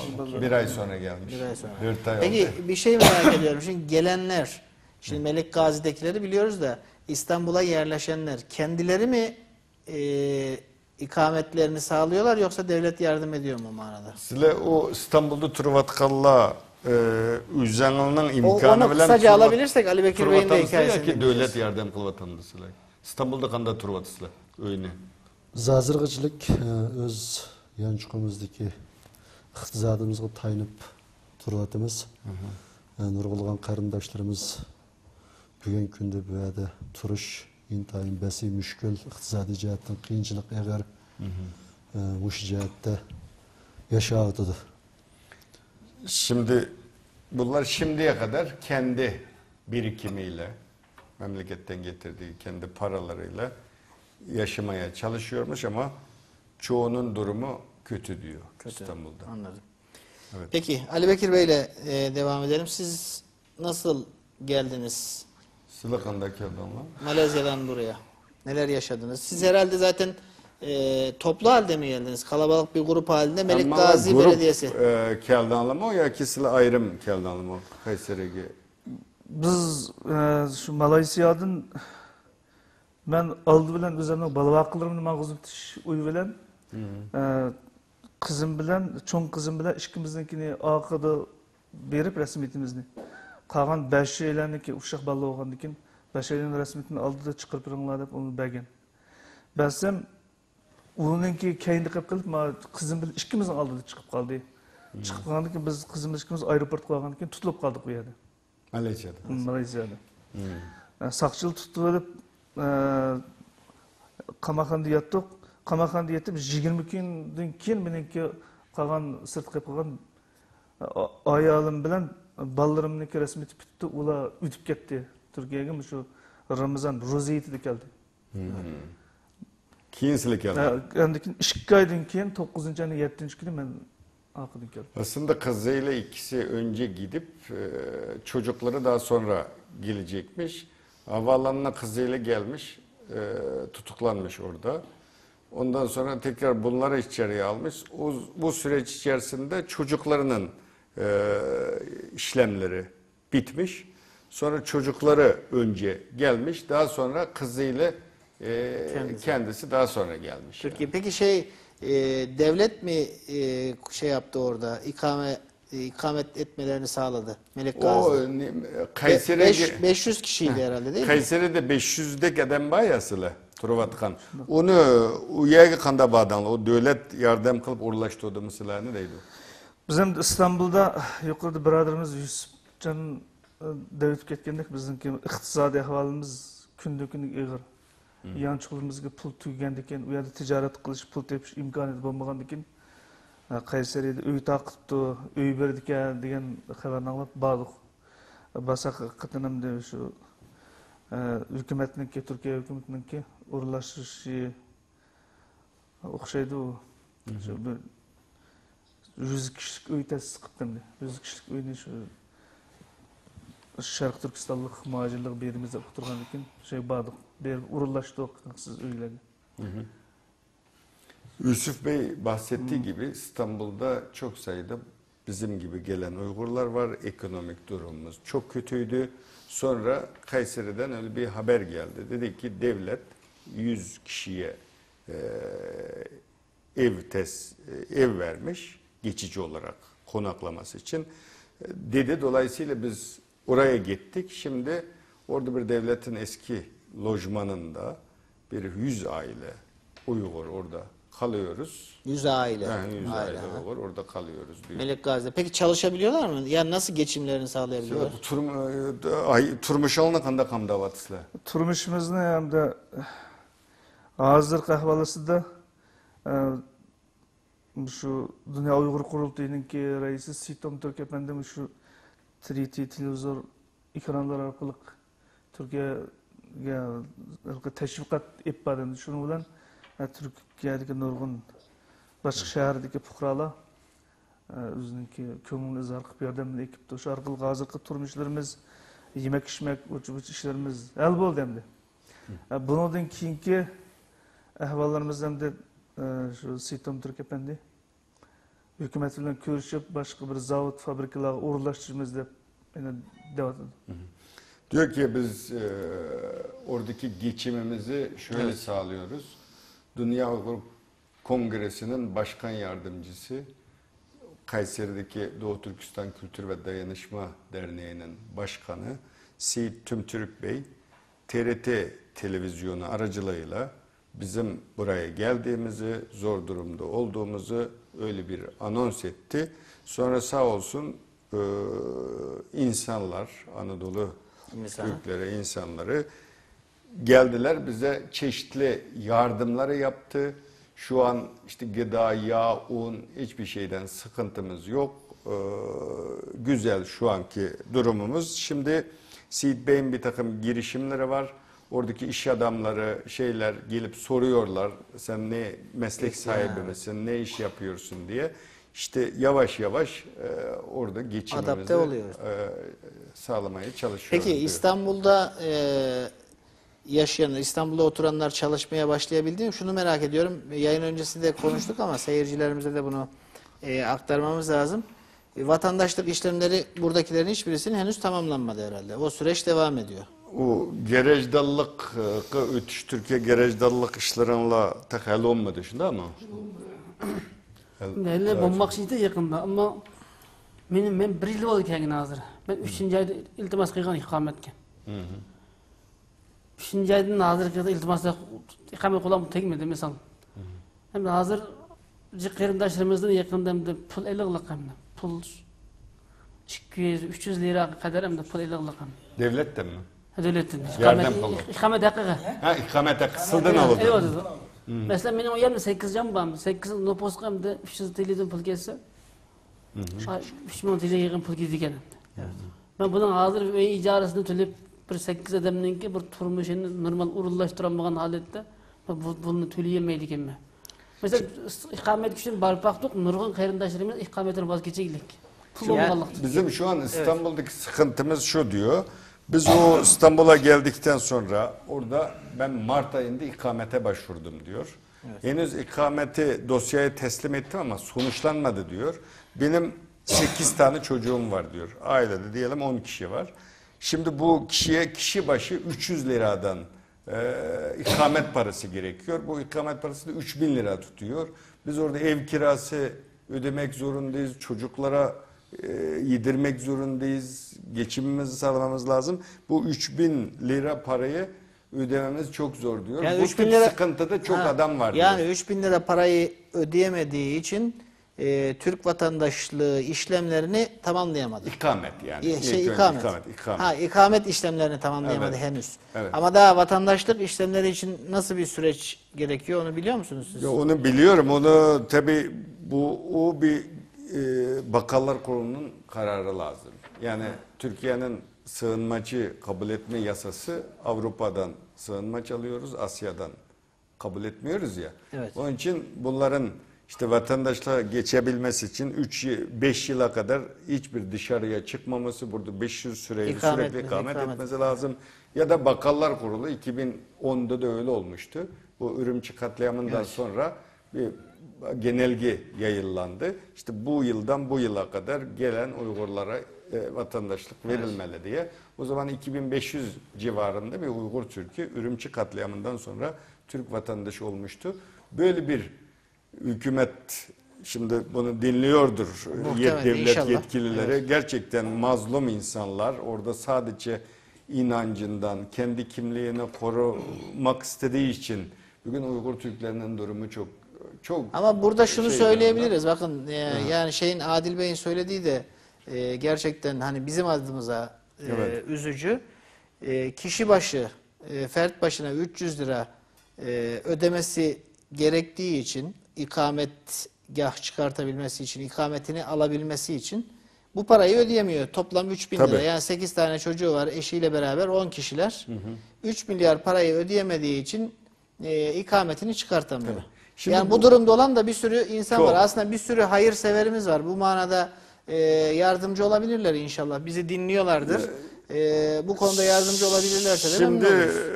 ben de çok böyle şikayetleri dinliyorum da benim ricam Türk vatandaşı olarak şimdi bu sadece Uygur Türkleri değil. Irak'tan gelen Türkmenler için de Aynen, geçerli. evet. Şimdi devletin yabancılar ikamet alması için bu kadar para ödemesi lazım diye bir yönetmenlik var. Onu kimse hiçbir değiştirsin. memur Ha. şey yapamaz. Ama bunu yani Irak'tan işte Suriye'den, Doğu Türkistan'dan, Suriye'den gelen vatandaşlarımız bundan muaftır diye hükümet bir Yönetmelik çıkarsa oluyor mu? çıkarsa bu olur. Oluyor, Olmazsa olmaz yani. Dolayısıyla bunu inşallah devlet yetkililerimiz, büyüklerimiz de dinliyordur. Dinliyordur inşallah. 10.000 Uygur Türk'ü için böyle bir şeyin yapılması. Yani o hani bu dediğiniz şey meseleyi zaten kökünden çözer ama diyelim ki o işlemin yapılması için biraz zaman gerekiyorsa bunu Tabii. hani biraz ağır hareket ediyorsak yardımseverlerimiz de Tabii. sevgili dostlarımıza yardımcı olurlarsa, destek olurlarsa bu problemleri, sıkıntılarını da kısa sürede atlatırlar inşallah. İnşallah. Adil Bey bir şey söyledi evet. İstanbul'daki en kıyınçılık ana şu ikinci ayda birinci ayda katı soğuk olup gitti. Bu yerden balı ihtisassızlıkını demek ki bayan dedim ki Nurgay demek ikametten vazgeçecek endi. İktisadi imkan bulmagandı ki. Mesela Zeytinburnu'da özünün xotin ballarını elip kelgen xuddi Qurban Jannamallah mendek balçaqlık adamlar icar alanmagan degan hem yeydigan mı yok adette. Mesela bir öyge bilinip gitip böyle erler miştiyet kopaqlık ayallarını 15-20 ayalını 30-40 uşaqlarını bir öy sola koyaqlık. Tırdığa bu ya burun bulmagan degan. Bir yerden gaz tek yok, tok yok, su tek yok öyde. Bunda aygır japada muş birinci ay, ikinci ayda 6 aylık, 7 aylık eğir uskan ayallar soğuk tuğap ketip qosaq kep balla qosaq ölüp ketken işler xil boldu. Andımız Safaköy'e bir işki ayalını ivatip tiken men öy teppasin dep men onun öy tapamay Safaköy'deki dernekte otaqızıp koydum. Ayalını eçiysek qosaqты bala 4 gün ölüp ketken. Bunun adatı kişi baladan ayxotun 5 canның yeydigan bir tiyin pul yok yancıqda. Ana bu ayalın qosaqdaki balı ülek balını götüre жүргендіктен bu zəhərlenip ayalın bir jüdün bolmasın dep keçide onun ballarını men baktım. Hocam Evet. kısa cümlelerle anlatabiliriz. Şimdi adil İki şahıs bunu yapıp keçici gep tüküdü. Muşu Bagırki hastanesi bulup 5-6 doktorxana alıp bardı. Hiç kadar doktorxana kabul kılmadı. Mesela Suriyeli göz kabul kılgan taraflı bol barken. tabii o genelge var. Şimdi Adil Bey şunu diyor. Şimdi Ocak, Şubat ayı çok soğuk, soğuk, diyor, evet. İstanbul'da diyor. Şimdi orada mesela böyle kalabalık çocukla gelen aileler var diyor. Şimdi 10-15 kadına bir ev kiralayıp evde koyduk. Erkekler camide yatanlar camide. var diyor. Yakıt şey diyor. Bir de hamile kadınlar mesela bir Sağlık kadın hizmeti de alamıyor. sağlık hizmeti de alamıyor. Bu kendimde yaşadığım şeyler. Bu diyor ki şimdi bir hanımı hastaneye götürmüş. Hastane kabul etmemiş. Çocuk karnında ölmüş bayanın. Böyle ben şimdi Kayseri'ye gittim. Kayseri'de gerçekten buradan ben orada çok duygulandım. Ta Çorum'dan iş adamları arabayla pazar günü gelmişler. Pirinçti, undu, yağdı getirmiş burayı dizmiş. Kimisi gelmiş kuzu kesiyor. İş adamları geliyor. Yani Kayseri'deki durum daha iyi. Kayseri'deki çok iyi. Ben orada bir Uygur Türk'ü olarak gerçekten çok duygulandım. O dayanışma ruhu, o Anadolu insanının o misafirperverliği Kayseri insanına buradan çok çok teşekkür Bize ediyorum. teşekkür ederim. Şimdi bu Allah razı İstanbul'daki olayı da böyle Uygur Türklerinin içerisinde de böyle paralı, hayırsever insanlar var. Bakın İstanbul'dakiler anlatıyor. Ben Ankara'da yaşıyorum. Şimdi bunlara geçici olsa da bizim iş adamları yardım etmesi lazım. Yani bu çok acı bir durum. En azından yani çalışıp paralarını geçimlerini Evet. sağlayabilene kadar desteğe ihtiyaçları var. Tabii. Desteğe var ihtiyacı var. Yani hastaneye gidip orada doğum parasını ödeyemeyenler aradı. Türkiye'deki bazı sivil toplum örgütlerine rica ettik. Onlar yardımcı oldu. Bu tip şey oluyor ama bunlara da mesela gerçekten bir ayakları üzerinde duruncaya kadar bir hastaneler bunlara bir yardımcı Yani olması. şey var mı? Siz hani daha önce geldiniz ve mültecilerle de ilgilendiğiniz için, bu süreçleri bildiğiniz için soruyorum. Yani vatandaş olmadıkları için devletin yardım imkanlarından elbette Evet. ki faydalanamıyorlar. Ama başka yardım şeyleri var mı? Mekanizmaları var mı devletin harekete geçmesi gereken? İşte AFAD'da bizim sivil toplum örgütleri AFAD'a dilekçe veriyor. Gittiler, görüştüler. Daha sonuç alamadılar. Oradan bir cevap gelmemiş. Ben geçen gün bizim sivil toplum örgütleriyle görüştüm. Şimdi bu aynı bizde gerçi silahlı çatışma olmasa da Doğu Türkistan'daki bu Durum, Uygur Müslümanların durumu Suriye'dekinden farklı. Farklı Orada bir değil, sessiz ölüm var. Çinliler dünyayı kapatıp öldürüyorlar. Dolayısıyla bu Suriye'deki sığınmacıların yararlandığı bazı hastane haklar var. Bunu da bizim Uygur Türklerine de eklerse devlet büyük bir hizmet yapmış olur. Bir de sivil toplum örgütleri de İstanbul'daki bizim teşkilatlarla temasa geçsinler. İstanbul'daki bu insanlara birer yardımcı olsun. Bunun çözümü AFAD özellikle bizimkiler uğraşıyor, görüşüyor. Daha sonuç alamadı. AFAD da bir yardım etse böylece bunlar bir iki yıl böyle zorluklar çekecek. Ondan sonra yavaş yavaş ayaklarının üzerinde dururlar. Durmaya başlayacak. Zaten o geçiş dönemi zaten esas önemli olan. Tabii, o tabii. hani daha az hasarlı atlatabilmek önemli. Ama Kayseri'de hepsinin bir arada olması da bir avantaj Tabii. herhalde. İstanbul'dakiler biraz dağınık ister Dağınık, istemez zaten dağınık. yani. Bir de bizim insanlarımız biz hep anlatıyoruz ama orada bir baskı rejimden geldiği için pek çok devleti geçmiş, gelmiş hepsinde böyle bir güvensizlik, korku. Mesela Türk sivil toplum örgütleri gidiyor, onlarla görüşmekten korkuyor. Yani Çin'deki korkuyu burada da yaşıyor. Bu psikolojik bunlara rehabilite yapılması lazım. Psikolog doktorlar Kayseri'de Türk doktorları gelip orada muayene ediyorlar. Ben gördüm onu. Güzel. İstanbul'dakilerde de bu tip organizasyonları mesela hayırsever işte o hasta doktorlar dernekleri var. Bir sürü sivil toplum örgütler var. Bunlara bu tip yardımların da yapılması lazım diye düşünüyorum. Peki İstanbul'dakilere kim öncülük ediyor? Doğu Türkistan İstanbul'da dernekleri mi? Doğu Türkistan Marif ve Dayanışma Derneği var. Onlar da elinden geldiğince yapmaya çalışıyor. Diğer sivil toplum örgütleri de onlara yardımcı oluyorlar. Türk sivil toplum örgütleri var. İşte Alpererler, Ülke Ocakları gibi işte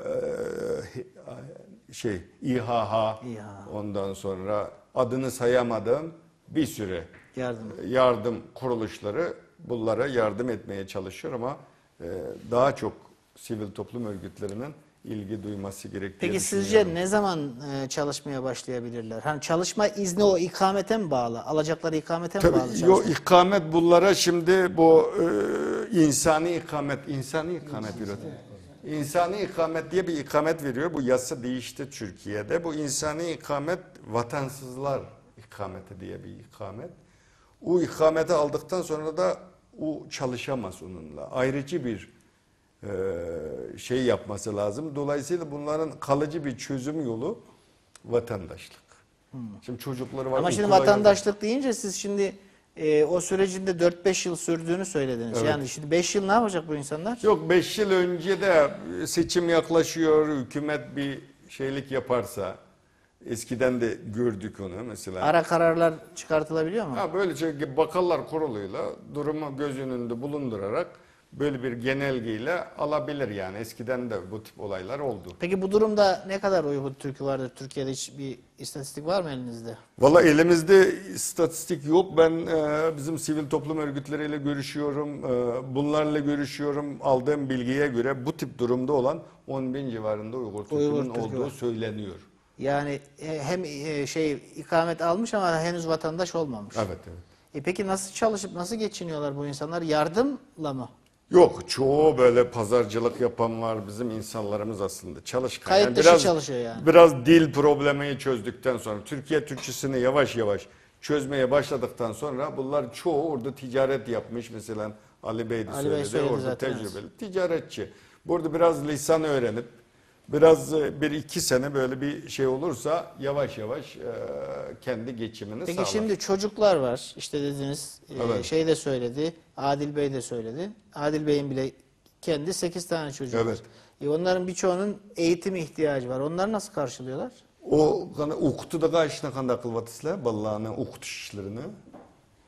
Vallahi şu uşaklar dernekte okuvadı da. Naşyanlık. Hani devletle mektebi beğenmeden Devletin mektubu uğraştığı işler yok azırca.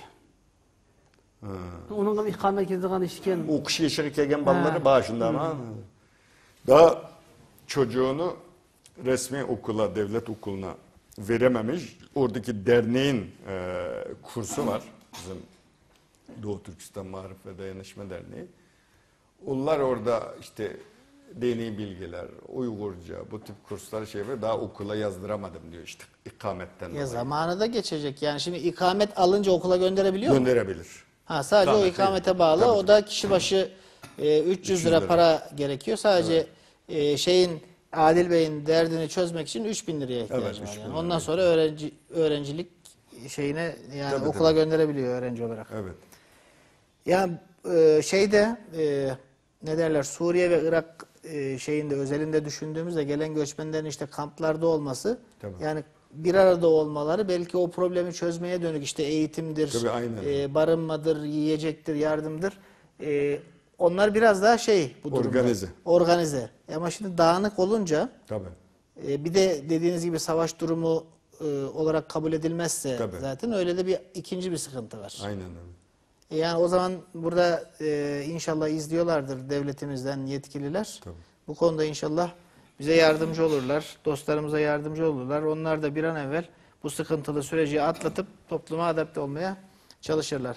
Peki süremizi biraz aştık ama son olarak söylemek istedikleri bir şey varsa, atladığımız, konuşmadığımız bir şey varsa onları ilave edelim. Ondan sonra inşallah kapatalım. Hazır o vakt mı toşa edip kaptı. Şuna en ahırda koşup koymakçı bolgan, demekçi bolgan gepleri var mı? Onu da kata boyunca bir disle ondan keyin Adil Hacım'dan başlayalım. Mening hem de şu biz yukarıda türmeden gebin dep öttük hem de. Bu türmeden işlerine aynı dep olmaydı. Hem de hazır Xitay günden güne galcırlaşıp hem de asabiyleşip bizden fakat itikadi cihetten, umumi cihetten yok diyor bir kırgınçılık hareketi öttü evet.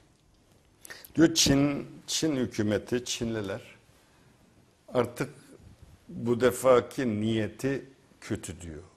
Buradaki Uygur Müslümanları tamamen yok etme niyetinde diyor.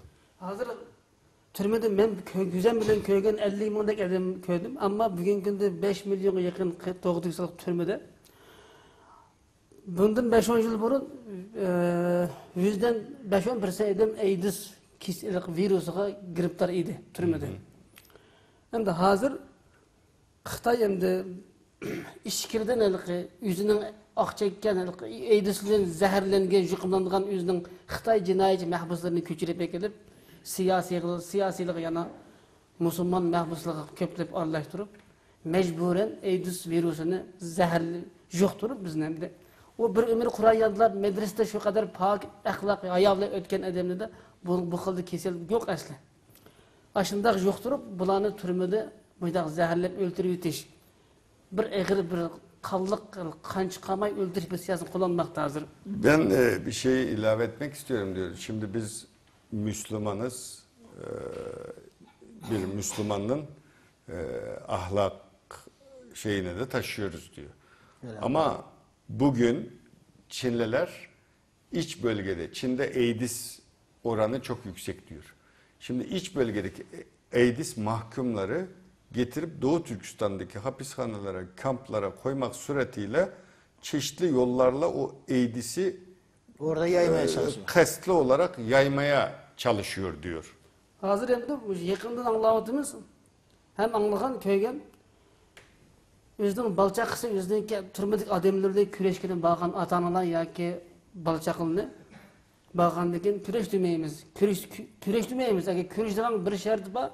Şu turmadıki şu dadan ya ki balçakının AIDS kesildi batı cemiyet şu kesildi giripta boğan dep imza koyar. Ben sen küreşsen bulmuş körüşmeysen.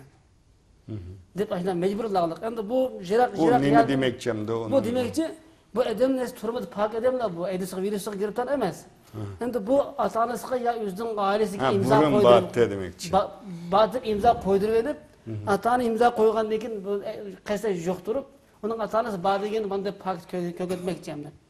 Muşkilda bir kırgınçılık burada turman şey. İşte orada bir yok etme politikası var diyor. Dolayısıyla mesela biri hapisteyse, onun çocukları görmeye geldiyse hanımına diyor ki benim eşimin AIDS hastalığı vardı diye bir kağıda imza attırıyor diyor. Bu delil olarak şey yapmak için. Orada kapsa da o hastalığı hapishanede ama onu eskiden oraya Varmış girerken vardı diye böyle bir yok etme politikasının bir parçası. Böyle siyasette var diyor. 2005 yıllarda Halkara İnsani Hukuk Komitesi'nin bir teknik adam geldi turmağa. Şu çağda bizden tahminen 5 milyondaki siyasi mahbusunu kolumuzda vicdan namına bir bütünlük son kütüğe gezip yarasına solup etti. Demek ki kaçan halkaradan ya bir çet elden ya ki bir ata yüzden dövüldüğünün yukarı şu merkezden adam gelip kalsa bütün mahbuslarını turmundaki bazı yukarı okumaydıgan halkaraga satıldıgan bazı zulümlerin çekidin aşkan zulümü dep koydu dep katli qamaklık hiç qanday bir körek demeklik hem de. Diyor ki kaç kere uluslararası af örgütü, insan hakları teşkilatlarından hapishanelere adamlar geldi diyor.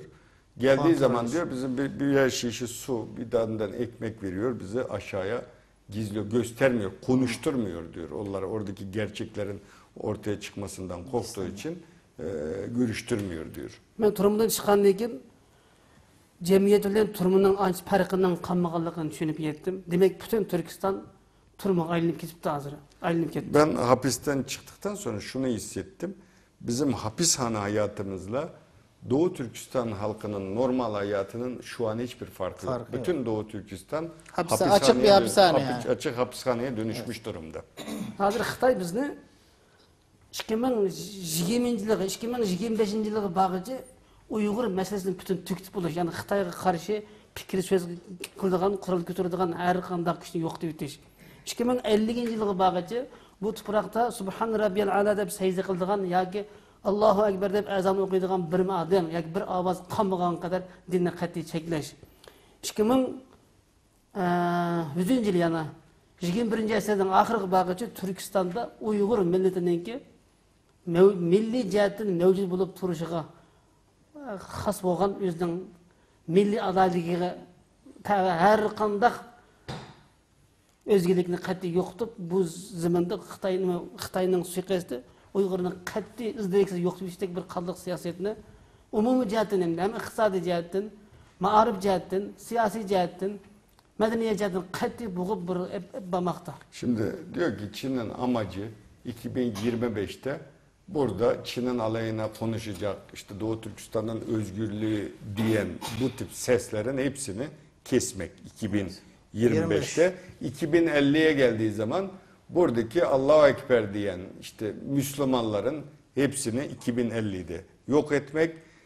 Yani 3000. yılına geldiği zaman, yani 100 yıl sonra diyor. Doğu Türkistan 100 diye yıl bir şey sonra kalmayacak. Doğu Türkistan'da Uygur Türk'ünü tamamen yok etmek. Çin'in niyeti bu diyor. Evet. Evet. Xitayning kim bu xalqaradan bilib Arab ellerinden bo'lgan ittifoqi bek quyuq. Arablarmi Xitoyni shu qadar pok bek adil davlat boshqaradi biladi. Ammo Falastinda bir odam o'lsa butun dunyoga pur ketadi. Turkistonda minglarcha odam o'lsa hech qanday xabar dunyoda yo'q. Demek bütün dünya halkı Xitoyning axborotiga ig'ir aldanmoqda. İşte diyor Çin'in böyle medyası, devlet medyası olduğu için bugün bütün İslam ülkeleri, Müslüman ülkeleri Çin'in bu gerçek yüzünü bilmiyor diyor. Evet. Filistin'de bir kişi ölse bütün dünyaya ayağa kalkan Müslüman dünyası, Doğu Türkistan'da o kadar zulüm oluyor, kimse ses çıkarmıyor diyor. Yani bugün Doğu Türkistan'daki Çin'in gerçek yüzü dünyada bilinmiyor. Çin dünyaya kandırıyor, Çin medyasının anlattığına dünya inanıyor. Aslında oradaki Müslümanlar korkunç bir zulüm, yok olma politikasıyla karşı karşıya. Xitoy til yozig'ini cheklash hozir 20 yil qadam qo'ydi. Bizni Xitoy eng muhimi dinsizlashtirish. Xitoyning bizda 100 yilni yoki adati 1000 yilni yoki Xitoy bilan qarshi qilayotgan bir narsa bularki din deb tushunildi Xitoy asosan. Bizni muhimi dinsizlashtirish, e'tiqodsizlashtirish, iqtisodsizlashtirish, ittifoqsizlashtirish, yana iqtidorsizlashtirish, vatansizlashtirish, izdireksiz yo'qotish. Demak, bizning butun mevcut bo'lib turishimizga tava bo'lgan barlig'imizni yo'qotib o'tishdek qilliq siyosat. Şimdi 20 yıldır diyor dinimizi yasakladı diyor. Çin İslam dinini, yani bizim dinimizi büyük bir engel olarak görüyor diyor. Yani bizim asimile olmamamızdaki bir en büyük engel olarak biliyor. Dolayısıyla bugün Çin dinsizleşme politikası uyguluyor diyor.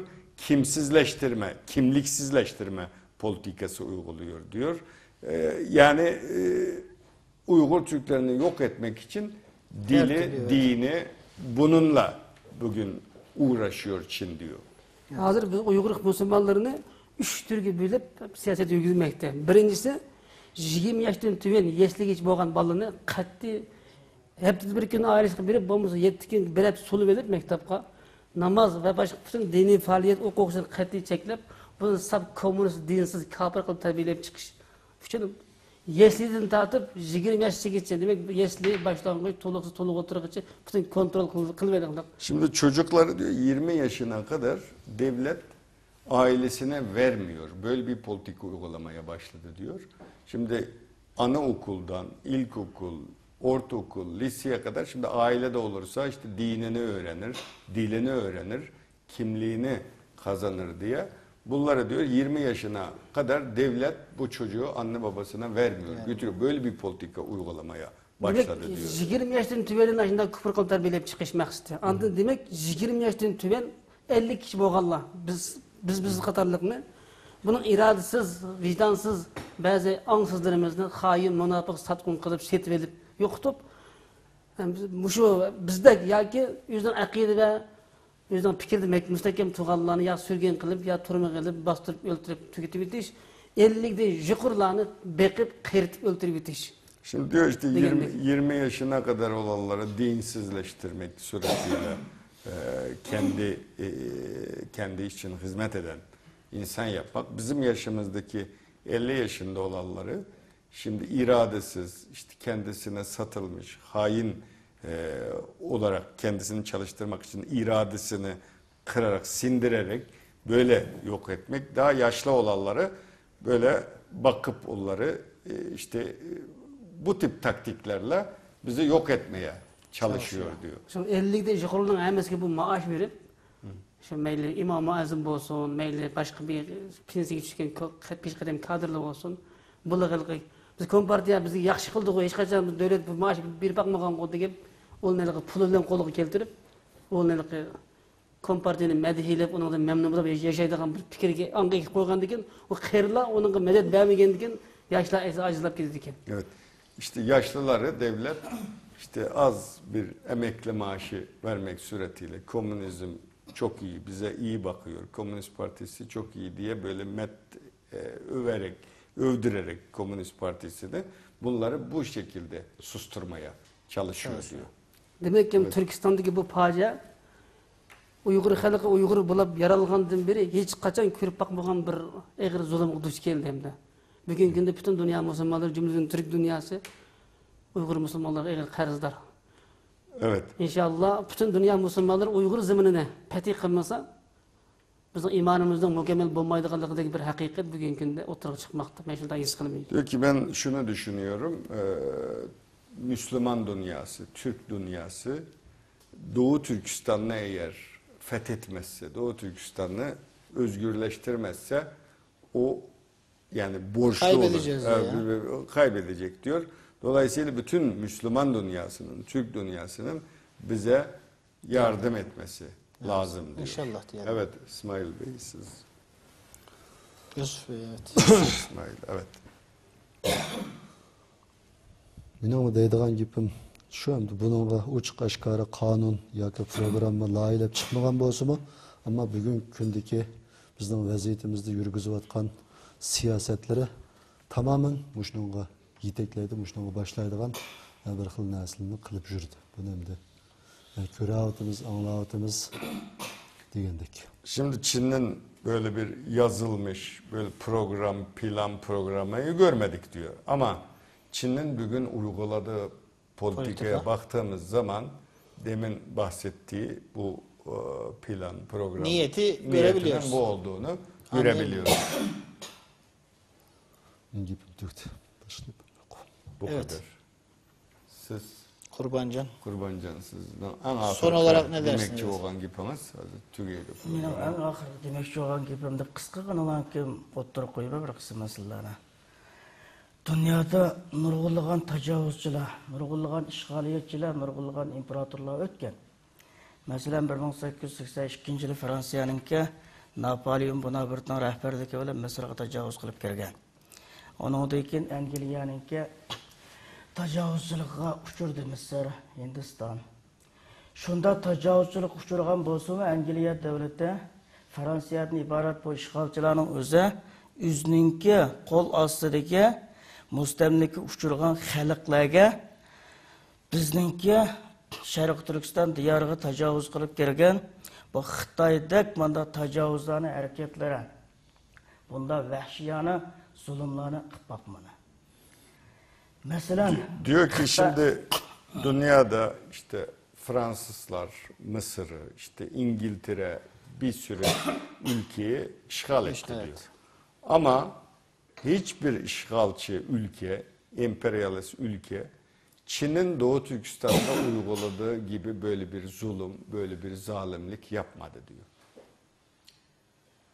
yukarıda qarindishimiz Adiljon deb o'tgandek Xitoyning Sharq Turkistonga elib borgan zulmlari, yurgizgan qonliq siyosatlarining birisi mush yaqinda masjidning imom xatiblari deb tonilayotgan. Jamiyatda ahli ilm o.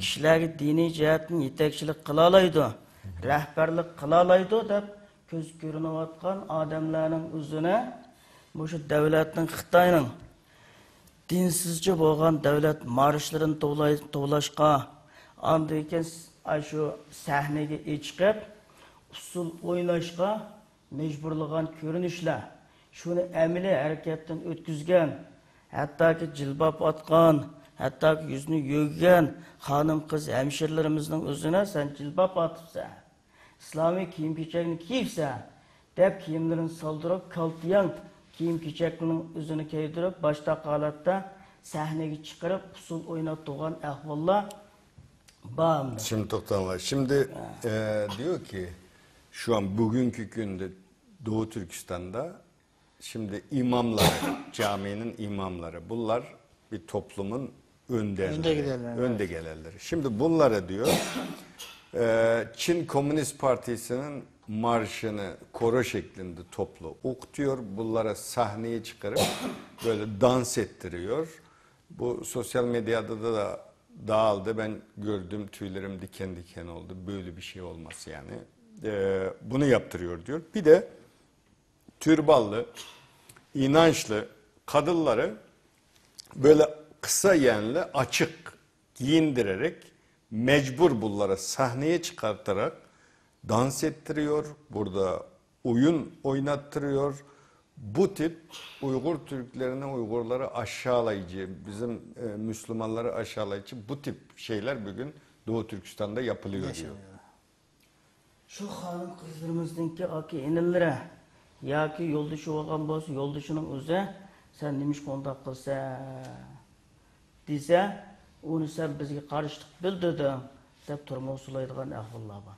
Şimdi bu yaygın olan şey, şimdi bu hanımları böyle açarak, işte açık giydirerek oynatıyor, sahnediyor. Eğer bunun abi ya da kardeşi ya da eşi, kocası niye böyle yapıyorsun, niye böyle çıkarıyorsun dediği zaman sen rejime karşı geldin, sen sisteme, rejime karşı geldin diyerek bunu tutukluyor diyor.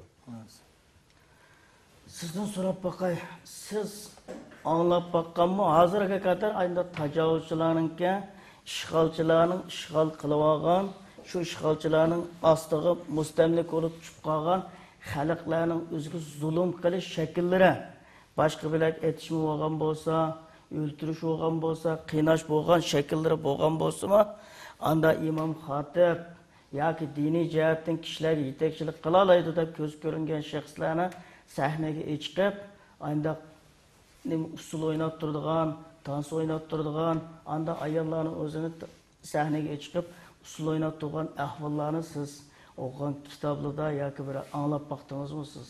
Ben sizden bir soru Ben size sormak istiyorum diyor.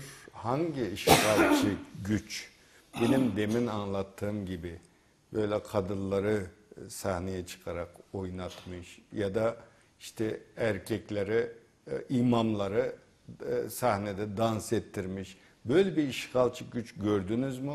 Herhangi bir kitapta okudunuz mu? Dünyanın neresinde var böyle bir zulüm diyor. Size sormak istiyorum diyor. Evet.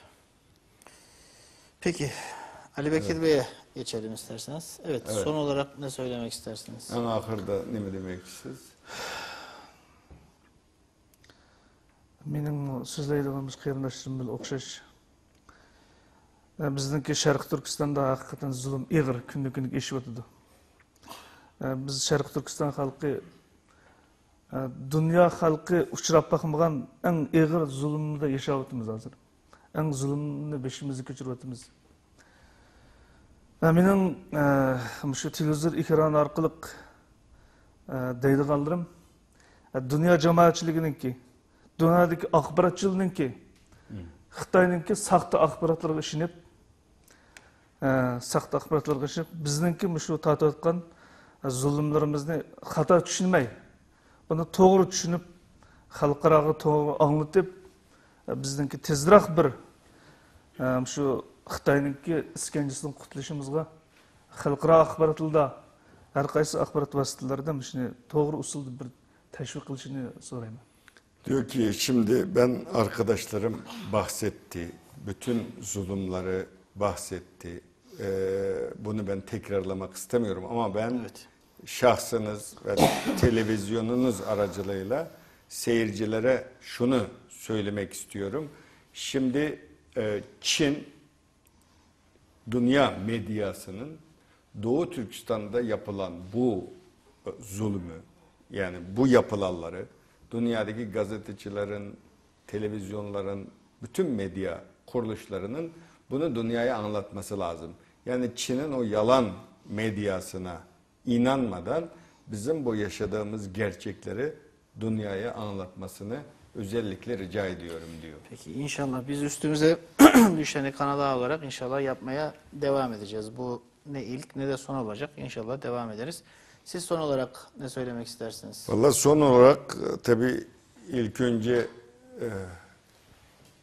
kanala, yönetimine ve şahsınıza çok çok teşekkür ediyorum. Bu yapılanlar eskiden hep biz anlattık, anlatıyoruz ama ilk defa böyle kendisi yaşamış, işkence görmüş bu tip şahitlerin ağzından ilk kez dile getiriliyor. Onun için ben şahsınıza ve kanala çok çok teşekkür ediyorum. Allah sizden razı olsun. Amin, cümlemizden inşallah. Biz de konuklarımıza çok teşekkür ediyoruz. Ağızlarına sağlık. Şimdilik geçmiş olsun diyelim. İnşallah yaşadıkları sıkıntılar da bir an evvel halledilir ve hep beraber mutlu bir şekilde yaşamaya devam ederler inşallah. Evet, rahmet sizlerge deydi. Bizim bunu ilk deyişte de kandaki bir başka bir hem de bizden dindaş, fikirdaş bulmagan kişilerle anıldı bunu ulardan bir medet eleşemez. Hem de dünyada mundaq bir işlerin bağlılığını dünya halkı bilip kalsın. Hem de demek Xitay'ınki bu zulümü şu kadar ağır hem de. Ama bütün dünya Müslümanları bunu biliş gerek. Biz hem de bütün dünya Müslümanların bir parçası, bir kısım bolğandan bu detni hammadan bilgendigen çokum bunun da öz layıkıda bir köngül biliş her adamda bir mecburiyeti boludu. Şunun için bu kanalga ve bu xadimlarga kardeşimizin Allah rahmet kılsın bizge bu şarayet yazıp verdi. Bundan keyin yani biz inşallah. Evet, Adil Bey diyor, biz Uygur Müslümanları olarak dünya Müslümanlarının bir parçasıyız. Aynen, bu derdimizi, bu çektiklerimizi Müslüman aleminin ilk önce bilmesi lazım. Bize böyle bir fırsatı verdiğiniz için size ve kanalınıza çok çok teşekkür ediyorum. Ediyoruz. Allah razı olsun. Evet sevgili seyirciler, bu hafta gördüğünüz üzere mağdurların dilinden, Doğu Türkistanlı mağdurların dilinden yaşadıkları Çin zulmünü anlatmaya çalıştık. Diyoruz ki Doğu Türkistan da dediğimiz gibi ümmetimizin bir parçası, üstelik soydaşımız. Lütfen gözümüzden kaçmasın, yaşadıkları zulüm gözümüzden kaçmasın. Unutmayın, İstanbul'da yaşayanlar, işte Ankara'da yaşayanlar, Kayseri'de yaşayanlar, içimizde Doğu Türkistan'dan gelen ve gerçekten yardıma muhtaç, destek bekleyen dostlarımızın olduğunu da lütfen unutmayalım. Mümkün olduğunca onlara destek olmaya çalışalım. Bu sıkıntılı dönemi atlatıp vatandaşlığı alana kadar en azından desteğimize ihtiyaçları var. Bu konuda yardımcı olmaya çalışalım, duyarlı olmaya çalışalım. Onların yaşadıklarını da göz ardı etmeyelim. Önümüzdeki hafta yeni konu ve konuklarla birlikte olmak dileğiyle hayırlı geceler diliyoruz efendim. Allah'a emanet olun.